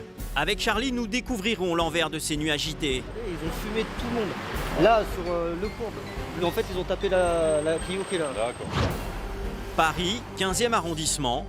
Vous allez voir que ce quartier résidentiel à l'ouest de la capitale, avec comme point de repère la tour Montparnasse, la tour Eiffel Et les quais de Seine est bien moins tranquille qu'il n'y paraît. Regarde devant toi.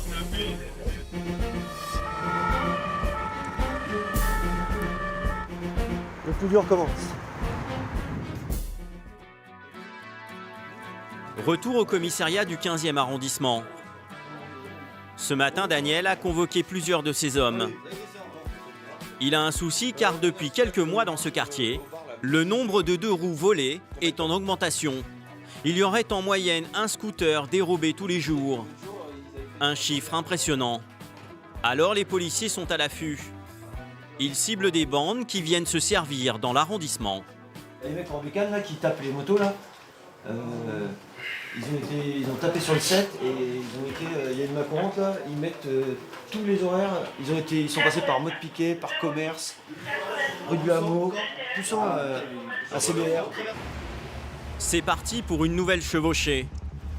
Daniel sur sa moto et pour l'épauler, d'autres policiers suivent en voiture banalisée. Bonsoir. À Paris, les conducteurs de 2 roues garent généralement leurs véhicules sur des emplacements réservés, mais aussi sur les trottoirs. Bref, il y en a un peu partout. Daniel et ses hommes doivent être vigilants. J'espère que d'ici tout à l'heure, on va arriver à engoler. Vu le nombre de scouts qu'il y a de volés. Après une demi-heure à sillonner les rues du quartier, un individu suspect vient d'être repéré par une des équipes de la BAC. Daniel et ses collègues foncent à toute allure pour l'intercepter. Une fois encore, c'est le brigadier chef à moto qui est arrivé le premier. Il a arrêté le suspect, ce jeune homme au sweatshirt bleu marine. Pour le moment, il tient tête aux policiers. Tu vas encore à l'école ou pas? Tu devrais y aller, tu vois. T'arriveras à faire des phrases et t'exprimer. Ce jeune de 21 ans vient d'être pris en flagrant délit, tournevis à la main, en train d'essayer de démarrer ce scooter noir qui ne lui appartient pas. Là, il est en train d'essayer de réinstaller une batterie qui ne s'adapte même pas, mais bref. Donc il a un peu désossé le scoot. Et voilà, là on fait les constats rapides là, sur le scooter, puis on présente le jeune à un officier de police judiciaire et voilà. Direction le commissariat, menotte au poignet. Le jeune ne semble pas en avoir conscience, mais pour cette tentative de vol, il risque jusqu'à 3 ans de prison. Jeune homme, assieds-toi là, 2 secondes là. Et Daniel va découvrir que le garçon n'en est pas à son premier coup. T'as 6 rôles. Quoi? T'as 6 faits. Recel, violence volontaire. J'ai rien à voir du tout, vous vous trompez, regardez bien, vérifiez bien. Ah écoute, il passe avec ton nom, ton identité, le prénom de tes parents. Ça va être compliqué hein de... Non? Qu'est-ce que t'en penses? Je connais pas si tu nous racontes que de la caille depuis le début quoi. Je connais pas. pas Pour un intelligent, t'es complètement stupide, idiot. Les remontrances du brigadier chef n'y changent rien. Le garçon continue à faire preuve de mauvaise foi. Il passera la nuit en garde à vue. L'affaire est toujours en cours. Il attend aujourd'hui son jugement. Pour la BAC du 15e, ce genre d'intervention, c'est la routine. Lutter contre les voleurs est même devenu la mission principale de Daniel et ses hommes. Ça rentre dans la cité, c'est fini. Hein. Avec ses immeubles cossus, ses appartements chics, ses commerces et ses grandes entreprises, l'arrondissement est une cible idéale pour les délinquants. Et les voleurs viennent parfois de très loin pour commettre leurs méfaits. L'un des fléaux de l'arrondissement, ce sont les cambriolages. Alors chaque jour avant d'aller patrouiller et même le week-end, Daniel remotive ses troupes. Je pense à ça là, comme on a dit tout à l'heure au bureau. C'est dimanche. Ça me braille dans l'oreille, moi. Ouais, c'est dimanche, mais on s'en fout, quoi, on le sait. Y a un paquet de cambriolages. Toutes les entreprises, tout ça, c'est désert. Donc, ouais, qu'on soit vigilant si on peut serrer là dans n'importe où, quoi. Parce que là, les cambriolages, il n'y a pas que les immeubles. Hein, faut pas se focaliser. Les restos, les machins, les commerces, même les fonds de caisse. Hein, les fonds de caisse comme le dernier coup, la pharmacie, là. C'était un dimanche. Pour ça, c'est trop peur. Le dimanche, on croit qu'il n'y a rien. Et en fait, le dimanche, souvent, on fait des bons bandits. Donc, si on peut être vigilant, ce serait parfait. Ouais, ça roule. Bon, bah, à tout à l'heure. On va essayer d'être bon. C'est rarement dans les rues les plus fréquentées qu'ont lieu les cambriolages. Daniel connaît bien l'arrondissement. Il sait exactement où patrouiller pour déranger les voleurs. Vaut mieux tourner dans toutes les petites rues. Mike, c'est marrant parce que sur le 15, c'est un peu comme tous les arrondissements, mais tu as des rues où il y a régulièrement des cambriolages. Cet après-midi, la chance va à nouveau être au rendez-vous. À peine une demi-heure de maraude et déjà un cambriolage en cours est signalé dans le sud de l'arrondissement. Ouais, t'as reçu l'appel de TM15 ? Daniel est trop loin, c'est Julien et son collègue Fred dans leur voiture banalisée qui se rendent sur les lieux.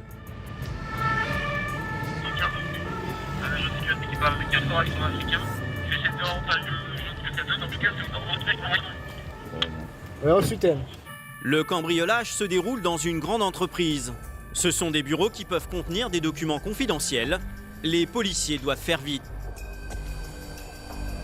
À leur arrivée, le vigile les attend avec impatience. Le suspect est encore dans l'immeuble. Il y a quelques minutes, le gardien l'a même vu passer devant les caméras de vidéosurveillance situées au 8e étage. On le voit sur cette caméra. On le voyait bien, moi je le voyais avec la capuche. Fred, le collègue de Julien, décide de déployer ses hommes pour bloquer toutes les issues au cas où le suspect essaierait de s'enfuir. Quand tout à coup, l'air de rien, un homme sort de l'ascenseur. C'est cet individu sur la gauche au sweatshirt bleu. Bonjour monsieur, je travaille tout en haut. Vous travaillez tout en haut? Ouais. Et vous êtes passé comment? Passé sur votre part ici. Par ici. Vous avez un match? Pas du tout. La porte elle est ouverte. C'est lui que vous avez vu la caméra? Oui, c'est lui que j'ai vu. L'homme prétend être un employé de l'entreprise. Il dit peut-être vrai. Les policiers doivent vérifier ses affirmations. Premier indice dérangeant, le contenu des sacs du jeune homme. Il en a 2, remplis d'ordinateurs portables. Je fais le coup, il n'y a pas de souci. Vous appelez où? C'est des ordi, là, je suis coopératif. C'est des potes à moi qui font des trucs. Il y en a 7 dans notre... Là, il y en a 34. Commence au 9. Le jeune homme a réponse à tout. Avant de prolonger l'interrogatoire, direction le 8e étage. Les policiers décident d'aller inspecter les bureaux pour s'assurer qu'il y a bien eu vol. Excusez-moi, mais vous savez ce qu'il y avait un peu sur les bureaux là? Il y avait des ordi parce que je vois qu'il y avait tous débranchés. Il y avait des choses là. Ça c'est la tous les câbles. Donc les ordinateurs ont été débranchés ici. C'est flagrant. Plusieurs ordinateurs ont disparu. Il y a tout qui est débranché. Mais c'est servi grave. Voilà. Là, il y avait un ordinateur portable là. En tout, 8 ordinateurs manquent à l'appel. Pas trop de suspense, hein. Forcément il s'est servi ici. Plus aucun doute possible, l'individu ne peut plus continuer à nier. Pourtant, il va trouver un nouvel argument pour se justifier. Je squatte ici, je squatte ici. Voilà, c'est tout. Donc, faut arrêter de prendre les gens pour des cons, c'est la police. Donc je te dis, tu vas dire la vérité à l'OPJ et tu viens avec nous. Okay. Déjà, premièrement, vous avez aucun indice contre moi, les caméras ne marchent pas. Il n'y a aucun problème. Mais il n'y a pas de souci. J'ai rien à perdre maintenant. Je monte en prison. Son compte est bon. Soupçonné de vol, il est interpellé sur le champ et emmené au commissariat. Mais avant de partir, les policiers veulent comprendre une dernière chose pour compléter leur enquête. Comment ce jeune homme est-il parvenu à pénétrer dans cet immeuble ultra sécurisé? Quand il est rentré, la première fois, il a essayé d'ouvrir avec la force. Ça, tu l'as vu ça? Je reçois, je ne peux pas le voir, mais j'ai reçu Quoi? La lame que quelqu'un a forcé la porte. Ah, comme quoi on essaye d'ouvrir comme ça. Ça, il fallait. C'est bon ça. Okay. Pas de traces d'effraction à l'entrée sur cette porte vitrée. Mais l'homme est bien passé par là, et pour rejoindre les bureaux, il a fracturé cette autre porte. Hein? Ça, il a forcé ici. Voilà. Voilà, c'est ce que je veux. Il a forcé. Cette fois, le scénario est limpide. Il ne manque plus que les aveux du suspect. Au commissariat, la situation se débloque. Le jeune homme a compris qu'il avait perdu la partie. Devant Gilles, l'un des hommes de là-bas, qui lâche le morceau. Vous croyez que ça me plaît de voler, prendre 20 ordinateurs? Franchement, si j'avais un travail, je serais content de travailler comme tout le monde. Toucher 2000 € par mois, avoir une voiture, avoir une femme, avoir des enfants. Vous croyez que c'est pas le rêve de tout le monde? C'est le rêve de tout le monde, maintenant ce que tu fais c'est pas la bonne solution, c'est tout. Après, parce que tu es un feignant, voilà, ça c'est le vrai mot. Voilà. Ne te réfugie pas derrière j'ai pas de diplôme, je suis ci, je suis là. Sois honnête envers toi-même déjà. Non, je suis un drogué, c'est différent. On trop parler dans la vie. Bon, viens aussi. Le monde est petit. Hein. Gilles ne se laisse pas attendrir. L'homme est un récidiviste. Il a déjà été interpellé plusieurs fois pour le même genre de fait. C'est d'ailleurs un habitué des commissariats. Il connaît très bien la procédure. Non, je veux voir un avocat et un médecin. Vous pouvez détacher un peu s'il vous plaît? Pour ce cambriolage avec effraction, le jeune a été placé en détention provisoire. Il est aujourd'hui en attente de son jugement. Une bonne prise pour les policiers. En moyenne, seule une affaire de cambriolage sur 10 est résolue. À l'autre bout de l'arrondissement, Daniel, le chef de l'unité, vient lui aussi de recevoir un appel de détresse. Un vol à l'arrache. Un vol à l'arraché avec violence a été commis dans un quartier bourgeois à l'ouest du 15e. Sur place, plusieurs riverains se sont rassemblés pour porter secours à la victime. Mais les voleurs ont réussi à prendre la fuite. Ils vous ont volé quoi? Un collier en or, c'était un beau collier, il y avait beaucoup de valeur. Ils ont entré derrière moi. Moi, je suis la gardienne. La victime est sous le choc. Les agresseurs n'y sont pas allés de main morte. Et je le trouve derrière moi, je lui dis c'est que vous y allez. Il y en a un qui m'a bousculé, Ils avaient l'air d'avoir quel âge à peu près? Oh, ils étaient jeunes, 20, 18, 20 ans. 18, 20 ans? Ils n'avaient pas de sac Non, ils n'avaient rien. Hein? Et au niveau des blousons, vous vous souvenez à peu près comment c'était les blousons? Et un blouson court. Le collier, à peu près quelle valeur? À peu près, hein. C'est pas... Oh, 2000 euros. 2000 euros. 2000 euros, le préjudice est important. Et malheureusement, Daniel sait qu'il ne pourra pas rattraper les voleurs. Les criminels spécialisés dans ce genre de méfaits sont très mobiles. Ils ont certainement déjà quitté le quartier. Dans la capitale, les vols à l'arraché sont en pleine explosion. Il y en a eu plus de 400 depuis le début de l'année. Les immeubles, parce que chez nous, au 105 rue de la Convention, c'est les mêmes. C'est un grand, un petit. Quand ça s'est passé, vous? Il y a 6 mois. Ah oui, il y a 6 mois. Bon, mais de toute façon, il y en a d'autres à rue d'Oranton, c'était pareil. C'était le même style de vol. Ils sont toujours les mêmes, ils sont dans le quartier, ça tourne. Hein. Nous, notre but, c'est de les attraper, mais rien ne dit qu'on va pas les attraper on espère, nous, hein, on est là pour ça à la base. Mais nous, ce qui nous fait râler, c'est qu'on était en surveillance. Là, pendant que ça s'est passé, on était en surveillance. Sans trop y croire, Daniel décide d'aller patrouiller dans les rues voisines, quand soudainement... Et c'est où là? Répète ce que tu m'as dit là. Un individu en fuite. Un nouvel appel à la radio signale un autre vol à l'arraché à quelques centaines de mètres de là. Cette fois, c'est un téléphone portable qui vient d'être dérobé. Il pourrait s'agir des mêmes individus. Apparemment, c'est deux blacks, alors je sais pas, c'est quand même assez rapproché pour que... En moins de 2 minutes, le brigadier chef est sur les lieux. Mais l'endroit est désert, aucune victime dans les parages. Ouais, vous avez des nouvelles là pour l'histoire Place Violet, entrepreneur? À la radio, le commissariat va alors transmettre à Daniel le numéro de téléphone d'un témoin qui a assisté à toute la scène. Vous êtes à quel endroit là? Au téléphone, le fameux témoin. Il attendait sagement au café du coin. Nous aussi on y est, vous voyez pas un motard avec... Ah mais je l'ai vu arriver, avec là. Merci. Vous avez vu quoi exactement? Alors exactement, il y avait, j'étais dans le parc, il y a 2 jeunes qui sont arrivés avec un marteau. Ils demandaient ce qu'ils faisaient. Ils ont commencé à essayer ils ont attrapé, il y avait plusieurs gamins, ils en ont attrapé un, ils ont essayé de lui faire les poches. Donc les gens du parc sont intervenus, ils sont partis. Ils sont partis par où? Ils sont partis d'abord vers le fond du parc. Vers la rue de l'église là. Ouais. Et quand je suis arrivé à l'angle, j'ai vu qu'ils partaient en courant. Et il y avait un gamin qui venait de se faire voler son portable. Et alors je pense qu'ils sont repartis tous les deux. Aujourd'hui, les voleurs ont été plus rapides que Daniel. Cette fois, c'est bredouille qu'il rentrera au commissariat. Oh, je te jure, la perte de temps. M'étonne qu'on les attrape pas plus facilement. Oh, n'importe quoi. Mais les policiers vont avoir droit à une petite revanche.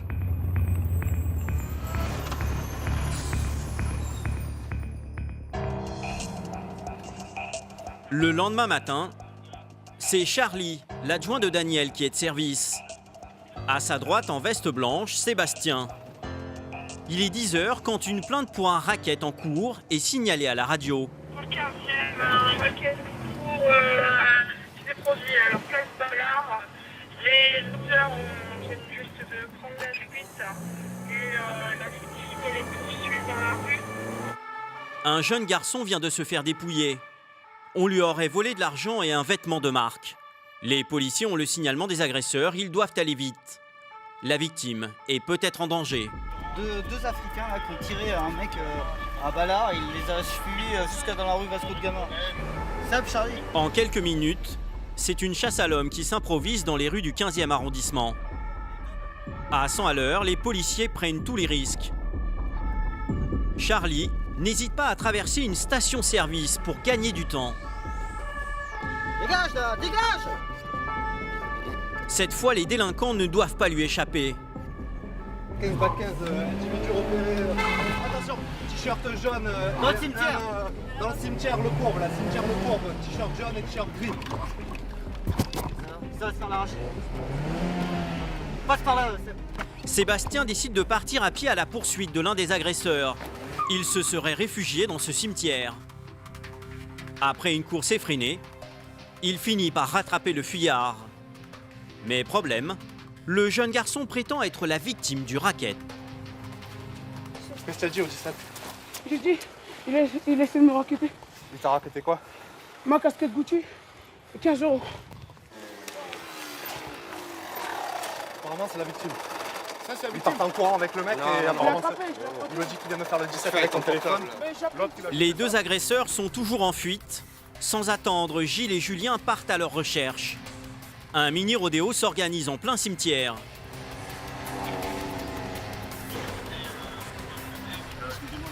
En vain. Quelques minutes plus tard, les policiers sont de retour. Ils n'ont pas réussi à rattraper les voleurs. Sébastien décide alors de questionner le jeune garçon pour avoir sa version des faits. En fait, j'allais partir à Boulevard. Après, il y a des jeunes, ils m'ont vu. Ils m'ont dit, viens voir, s'il te plaît. Ils m'ont arraché mon téléphone. Après, ils ont couru. Après, j'ai crié au secours. Il y a un monsieur qui travaille, qui fait du poulet. Il l'a balayé, donc mon téléphone il est tombé, je l'ai ramassé. Et après, je suis parti dans le métro, il m'a dit, viens, t'inquiète, je vais rien te faire. Après, je suis venu, il m'a pris ma casquette, mon argent, il a couru. Dans la bagarre, le jeune prétend même avoir été gazé par les deux agresseurs. Les policiers ont d'ailleurs retrouvé cette bombe lacrymogène dans le cimetière. Les deux malfrats l'auraient perdu dans leur fuite. Le scénario semble plausible. Pourtant, Charlie a des doutes. Même nous, on n'a pas les moyens de s'en payer, quoi. Donc, il y a un problème. Et un détail troublant va lui mettre la puce à l'oreille.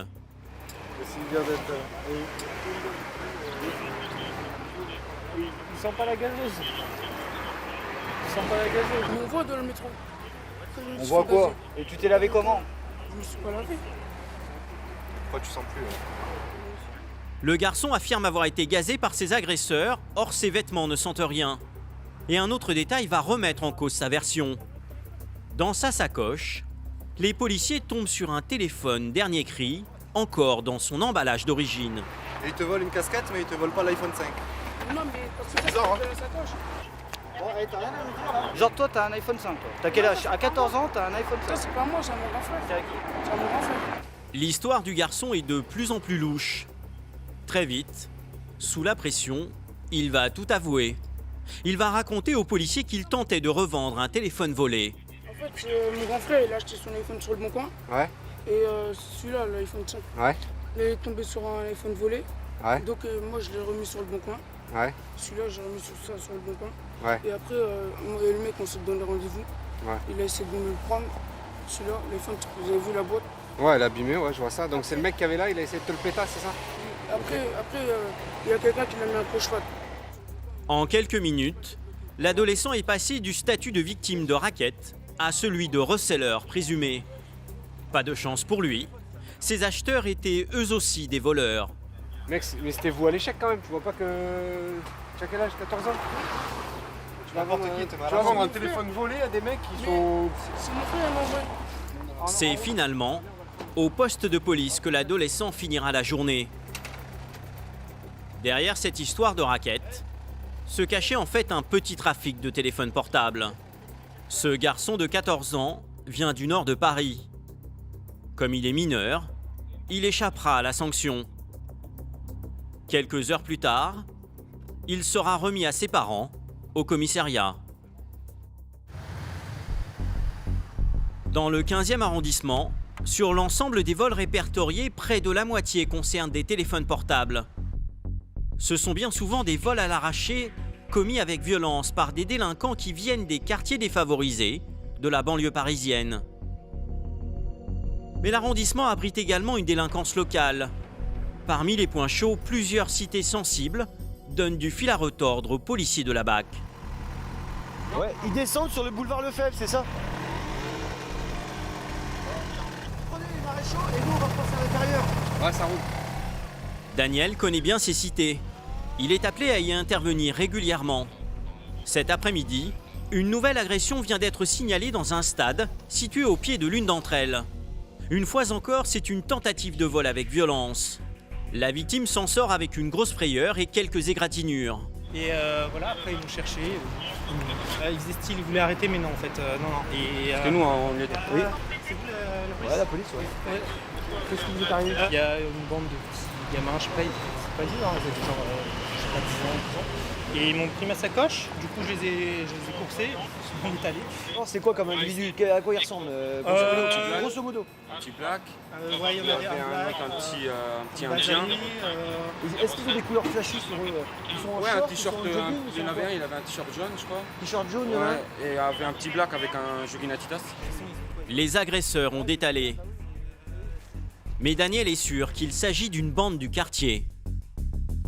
On va tourner dans le secteur et on va essayer de remettre la main sur ces jeunes et de les surveiller et de les faire en flaque si on peut. Le policier dispose d'un signalement précis. Les agresseurs sont très jeunes. L'un d'entre eux porterait un t-shirt jaune. Pas une minute à perdre. C'est au pied des immeubles que les recherches s'organisent. Daniel conduit lentement et discrètement pour ne pas donner l'alerte dans la cité.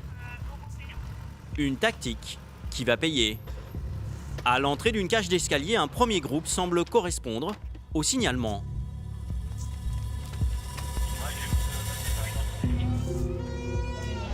Bonjour les jeunes, il y a la police. Vous venez là 2 minutes là? Passe là. Vous venez d'où là? Hein? On était là-bas, mais je rentre de chez moi, moi. Ouais, toi tu viens d'où toi? Je sais pas, moi je rentre de chez moi en tout cas. Tu viens d'où avant, juste avant là? Ici. Vous êtes pas allé traîner là du côté du terrain là? Non, moi j'étais chez moi, moi, moi j'étais chez moi. Je crois pas en fait. Pour questionner plus tranquillement les 3 garçons et pour éviter des débordements dans la cité, le policier fait appel à des renforts. Jeune homme là, mets-toi là, s'il te plaît. En quelques minutes, ces hommes quadrillent la zone.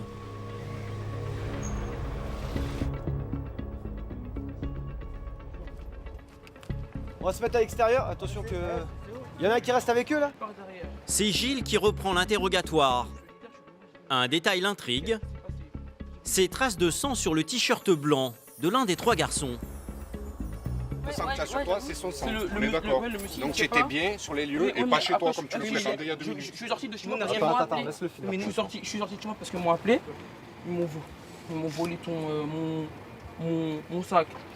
Après, parce que moi je suis venu, vous pouvez me demander, monsieur, c'est le monsieur, je l'attends. Ouais, mais d'un coup, tu vois, tu étais sur les lieux. Le gars lui-même, il a dit, il est venu tout seul, il a dit. Non, monsieur. Tu sais ce qui s'est passé? Alors qu'il niait toute implication dans l'agression, le jeune homme donne maintenant une autre version de l'histoire. À l'écart, le garçon au t-shirt jaune commence lui aussi à avouer. J'étais sur les lieux, moi, mais j'ai rien fait. Oui, j'ai rien fait. Je sais pas, je crois que le gars il s'est fait. Ça peut arriver. Il s'est fait voler son sac. Et après, je sais pas. L'étau se resserre.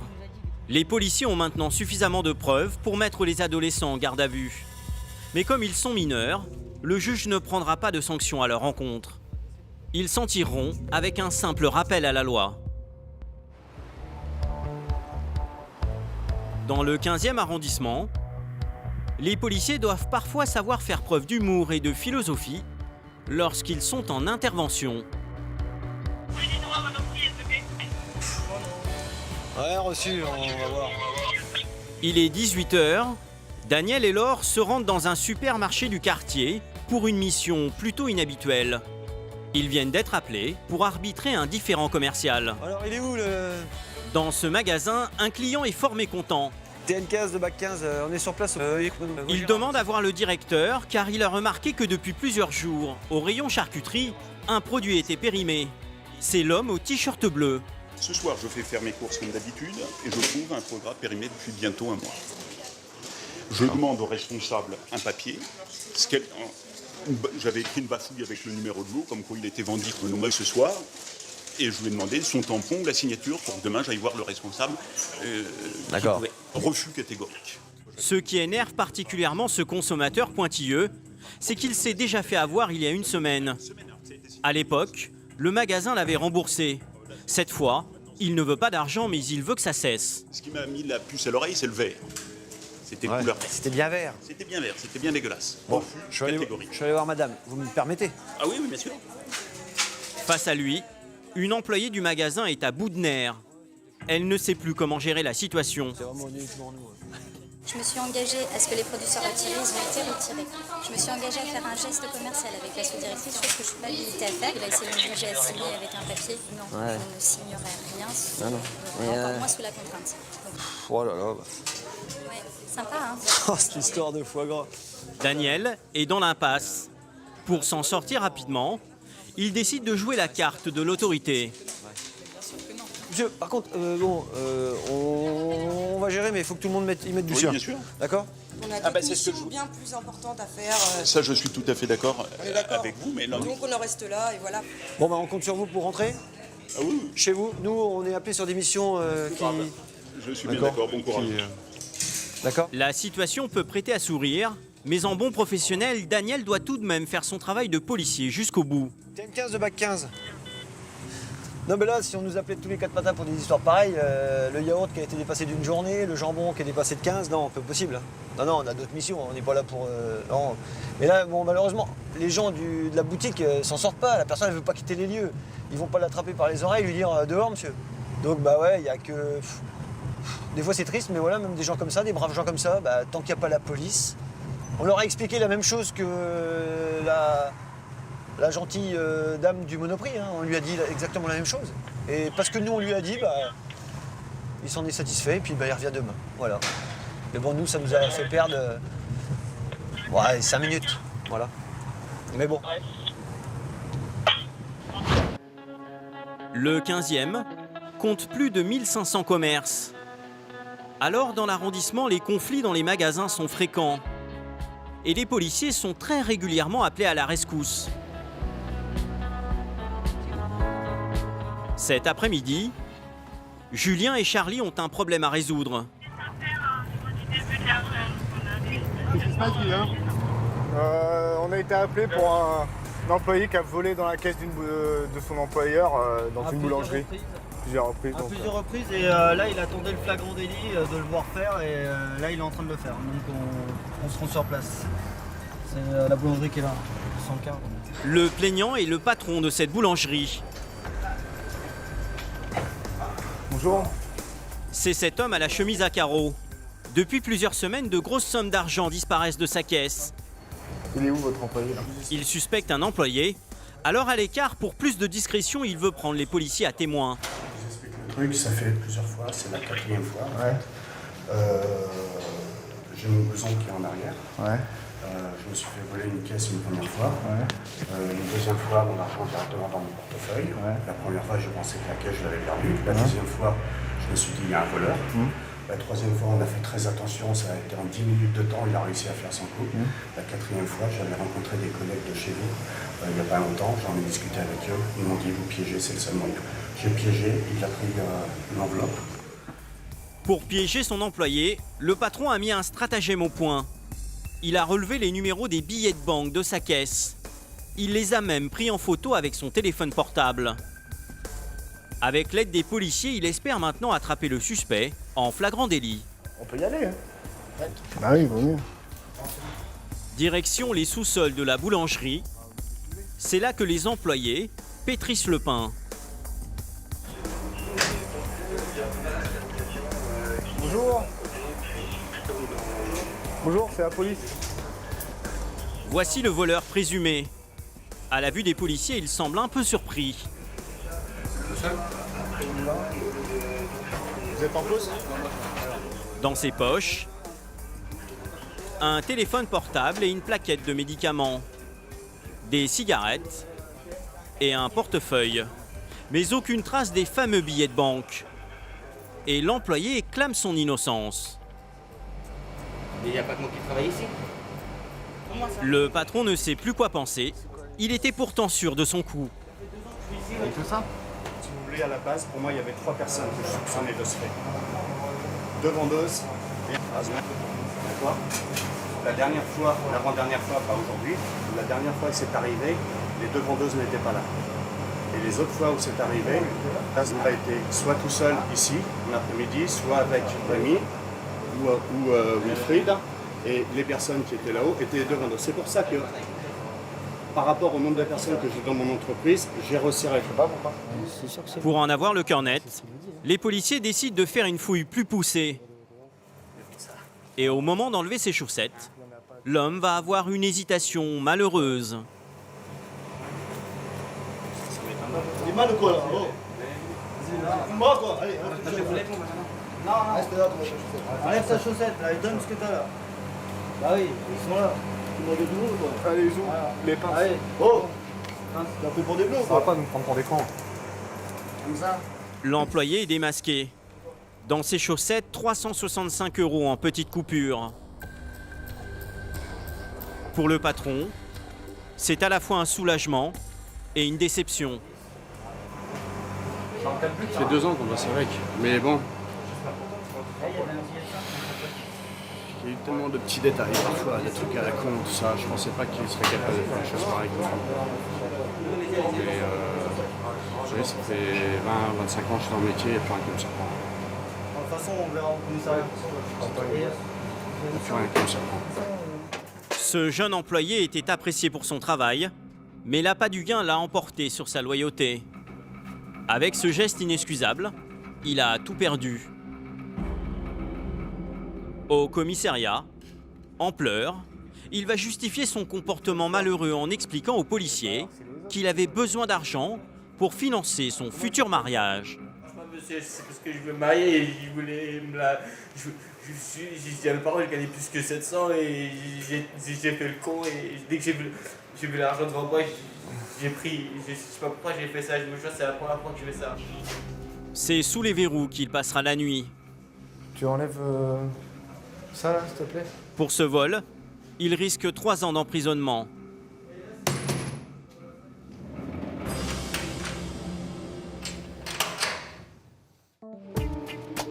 Dans le 15e, il n'y a pas que les jeunes voleurs qui perturbent la tranquillité des habitants.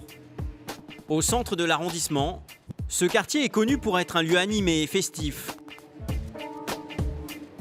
Une ambiance chic qui s'agite le soir, alors les policiers redoublent de vigilance. En cette fin d'après-midi, c'est Julien et Fred qui assurent la surveillance du secteur. Ils doivent éviter les débordements. 20h, nouvelle urgence. Ouais, Charlie de Jules, quel numéro le courbe? Mets-moi du son, s'il te plaît. À 2 pas de la fête, un de leurs collègues a besoin de renfort. Alors qu'il effectuait un simple contrôle routier, un individu a refusé de s'arrêter. L'homme a pris la fuite à toute allure. Au volant de sa voiture, il pourrait provoquer un accident. C'est un numéro? Putain, je dis un numéro, me dit le cimetière. En quelques minutes, c'est une course-poursuite qui s'engage dans les petites rues de l'arrondissement. Toutes les voitures de police présentes dans le secteur sont appelées en renfort. Et finalement, après 5 minutes de poursuite, une bonne nouvelle tombe à la radio. Ils sont serrés, mec. J'ai besoin de savoir où est-ce qu'ils sont partis. Il est ressorti, le gars, il vient de l'arrêter, là, le visage en sang. De toute façon, Julien, prends la casse à là pour moi, s'il te plaît. Les 2 individus ont été stoppés un peu plus loin par une autre équipe de la BAC. On se calme tout de suite. Voici le premier fuyard. C'était le passager du véhicule. Je suis tombé, j'étais derrière, je suis tombé, la barre elle a tapé mon visage. Je peux me montrer ce que j'ai, je sais même pas ce que j'ai, je me suis fait mal. Je suis en train de demander du secours, elle me dit, viens, je sais pas quoi. L'homme s'est blessé à la joue droite en s'enfuyant. Un peu plus loin, le conducteur du véhicule a lui aussi été arrêté. Nous, on en a un là, on a le gars qu'on t'a chopé quand t'étais au bout là-bas. Il est menotté dans cette voiture de police. Oh, c'est le monde de t'arrêter du cul. C'est pas toi. C'est Charlie qui est à l'origine de la course-poursuite. Il voulait simplement effectuer un contrôle routier. Tout a dégénéré, mais Charlie a évité le pire. Ou il y avait des collègues en bleu? Non, c'est moi qui les vois, je leur ai dit de s'arrêter, j'ai dit c'est la police, arrête-toi, et là, ils ont tracé, ils ont rétrogradé, ils ont fumé tout le monde. Là, sur le courbe convention, ils ont failli percuter 2 bagnoles, Et puis en fait, ils ont tapé la Clio qui est là. D'accord, c'est bon, ok. Voilà. Et c'est pour ça que l'autre il est ouvert, parce qu'il y a le capot qui est tout enfoncé devant. Voici la voiture accidentée des fuyards abandonnés dans une impasse. Les dégâts sont impressionnants. Dans leur course folle, ils ont percuté cet autre véhicule. À bord, un couple avec un bébé qui rentrait tranquillement à son domicile. La femme est très choquée. Mais moi j'ai senti un peu le coup, hein. Il nous a vraiment percuté. Oui, non, mais faut pas hésiter. Si vous avez mal, faut le dire. Moi je sens un peu la tête. Là, au niveau du cou Non, un peu là. J'ai senti, c'est comme si, alors je peux pas expliquer parce que c'était tellement passé vite. Okay. Mais j'ai senti en fait le coup. Faut les SP pour la dame. Elle a eu le coup du lapin là. Plus de peur que de mal pour la dame. Les deux jeunes, eux, sont mis en garde à vue sur le champ. Pour Fred et ses collègues de la BAC, c'est l'incompréhension. Les deux individus ont refusé le contrôle routier sans raison apparente. Et les policiers n'en sauront pas plus. Les deux jeunes n'en sont pas à leur premier méfait. Au commissariat, ils refusent catégoriquement de coopérer. Tu me dis que tu n'es pas connu, tu es connu en plus. Non. Ah oui. Tu fais quoi? Un vol de scoot. T'as jamais volé de moto? J'ai jamais volé de moto. Peut-être on m'a attrapé, on m'a confondu dans la rue, après je suis sorti, j'avais rien. Tu ressors hein, pour ça déjà.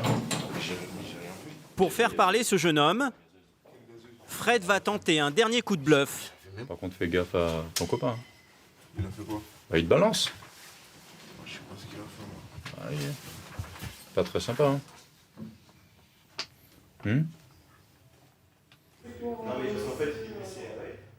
Le jeune n'en dira pas plus. Il sera poursuivi pour délit de fuite et refus d'obtempérer. Bon, c'est bon pour moi.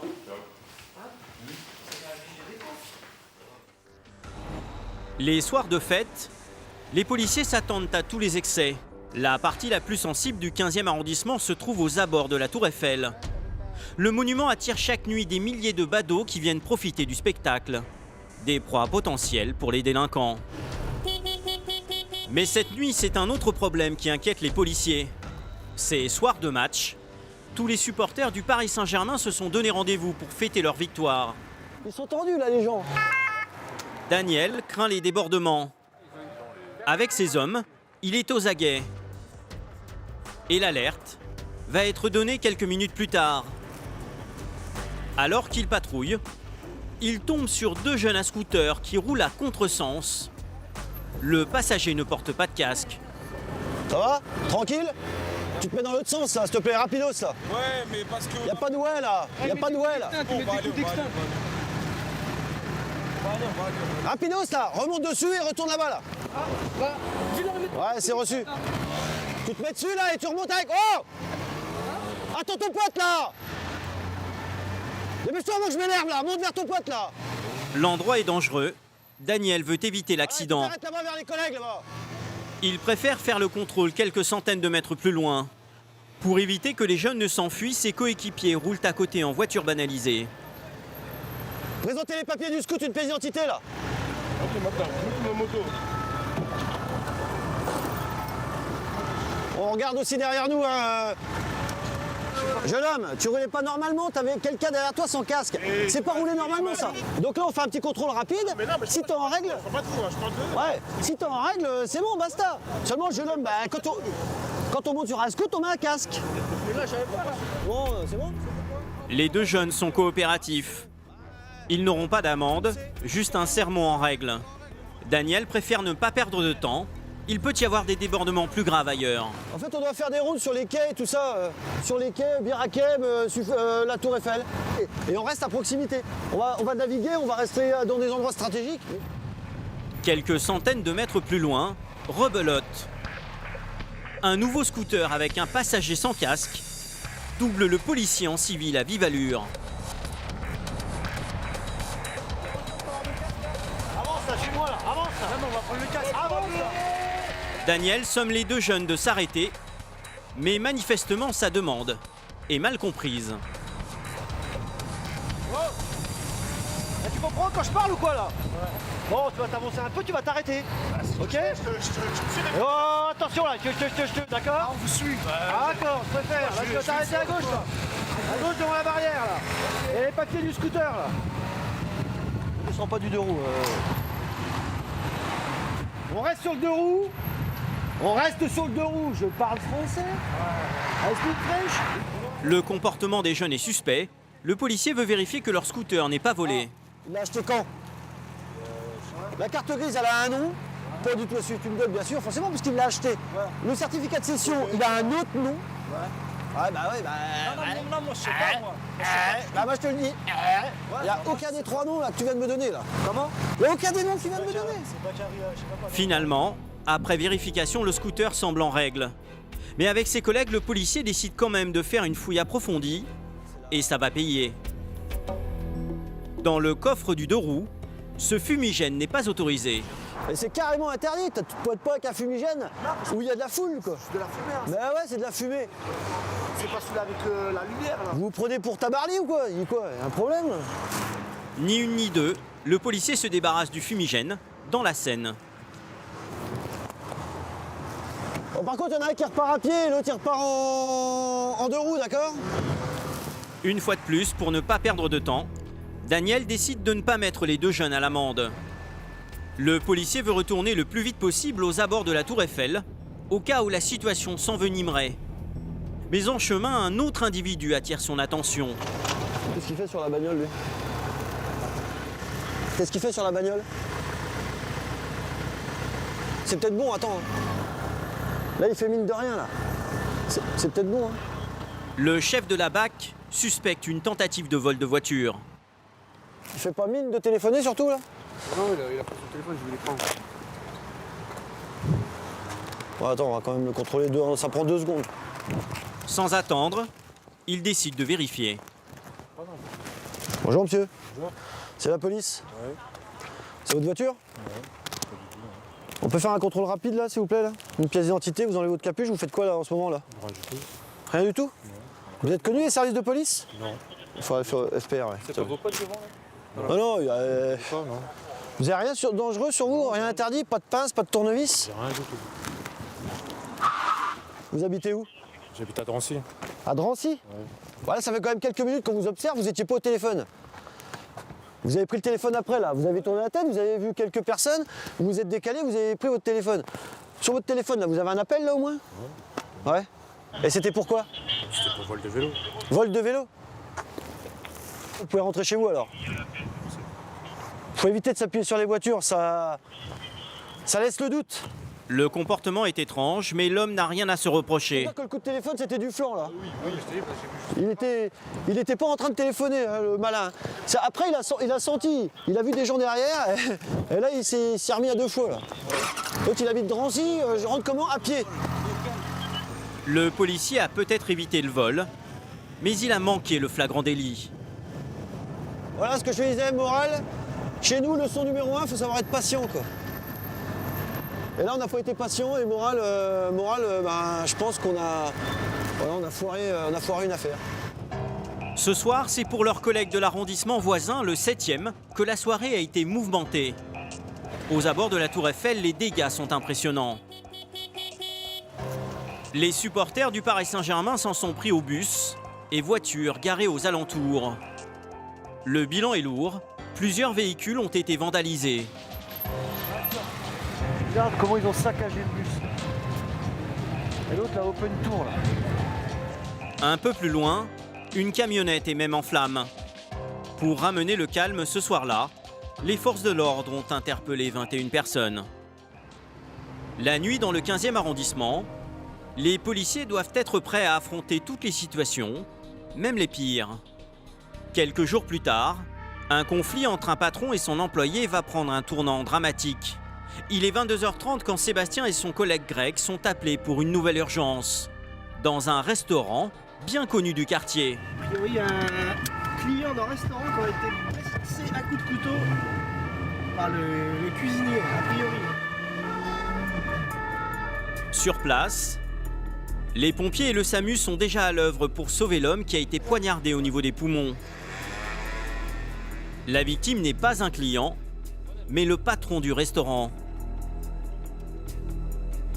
À peine arrivé, Sébastien prend des nouvelles auprès du médecin et elles ne sont pas bonnes. C'est grave ou pas? Ouais, c'est potentiellement grave. Ah ouais, il Ah ouais. A priori, là, on est avec un médecin du SAMU, c'est le pronostic vital engagé. C'est le cuisinier du restaurant qui a poignardé son patron. Dans les sous-sols de l'établissement, les policiers vont retrouver l'arme du crime, ce pic, qui sert normalement à empiler les tickets de caisse. Problème, les policiers ont l'arme, mais le cuisinier a pris la fuite. Donc pour le moment, on n'a pas plus d'informations, même sur la description de l'auteur ni sa direction. C'est bien fait, comme c'est dans l'employé, vous essayez de récupérer auprès du patron tous les renseignements. Ah, affirmatif, bien sûr. Là, Olive, il est dessus avec la patronne pour aller des. Ça serait bien qu'on ait des descriptions. Au bout de quelques minutes, avec ses collègues, Sébastien décide de contacter l'employé par téléphone. À leur plus grand étonnement, l'homme répond. Il est tout simplement rentré chez lui. Voilà, ok, on arrive, d'accord? Attends, hey, vous dites, ah ouais, mais faut qu'il y en ait qui reste sur place. Prends la voiture. Avant qu'il ne change d'avis, les policiers se précipitent à son domicile, situé à quelques centaines de mètres de là. Le cuisinier se livre sans aucune résistance aux policiers. Ouais, c'est la police.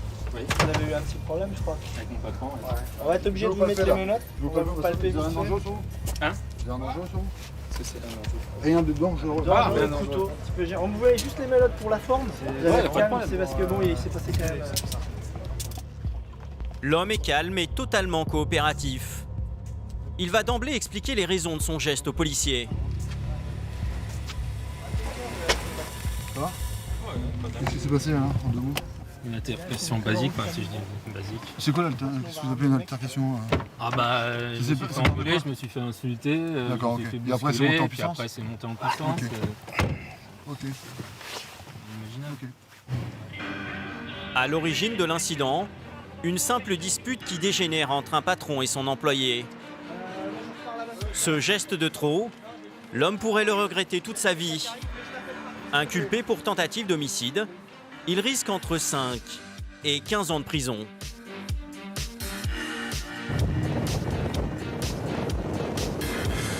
Daniel et ses hommes le savent. Même si l'arrondissement est réputé calme, dans leur métier, tout peut arriver.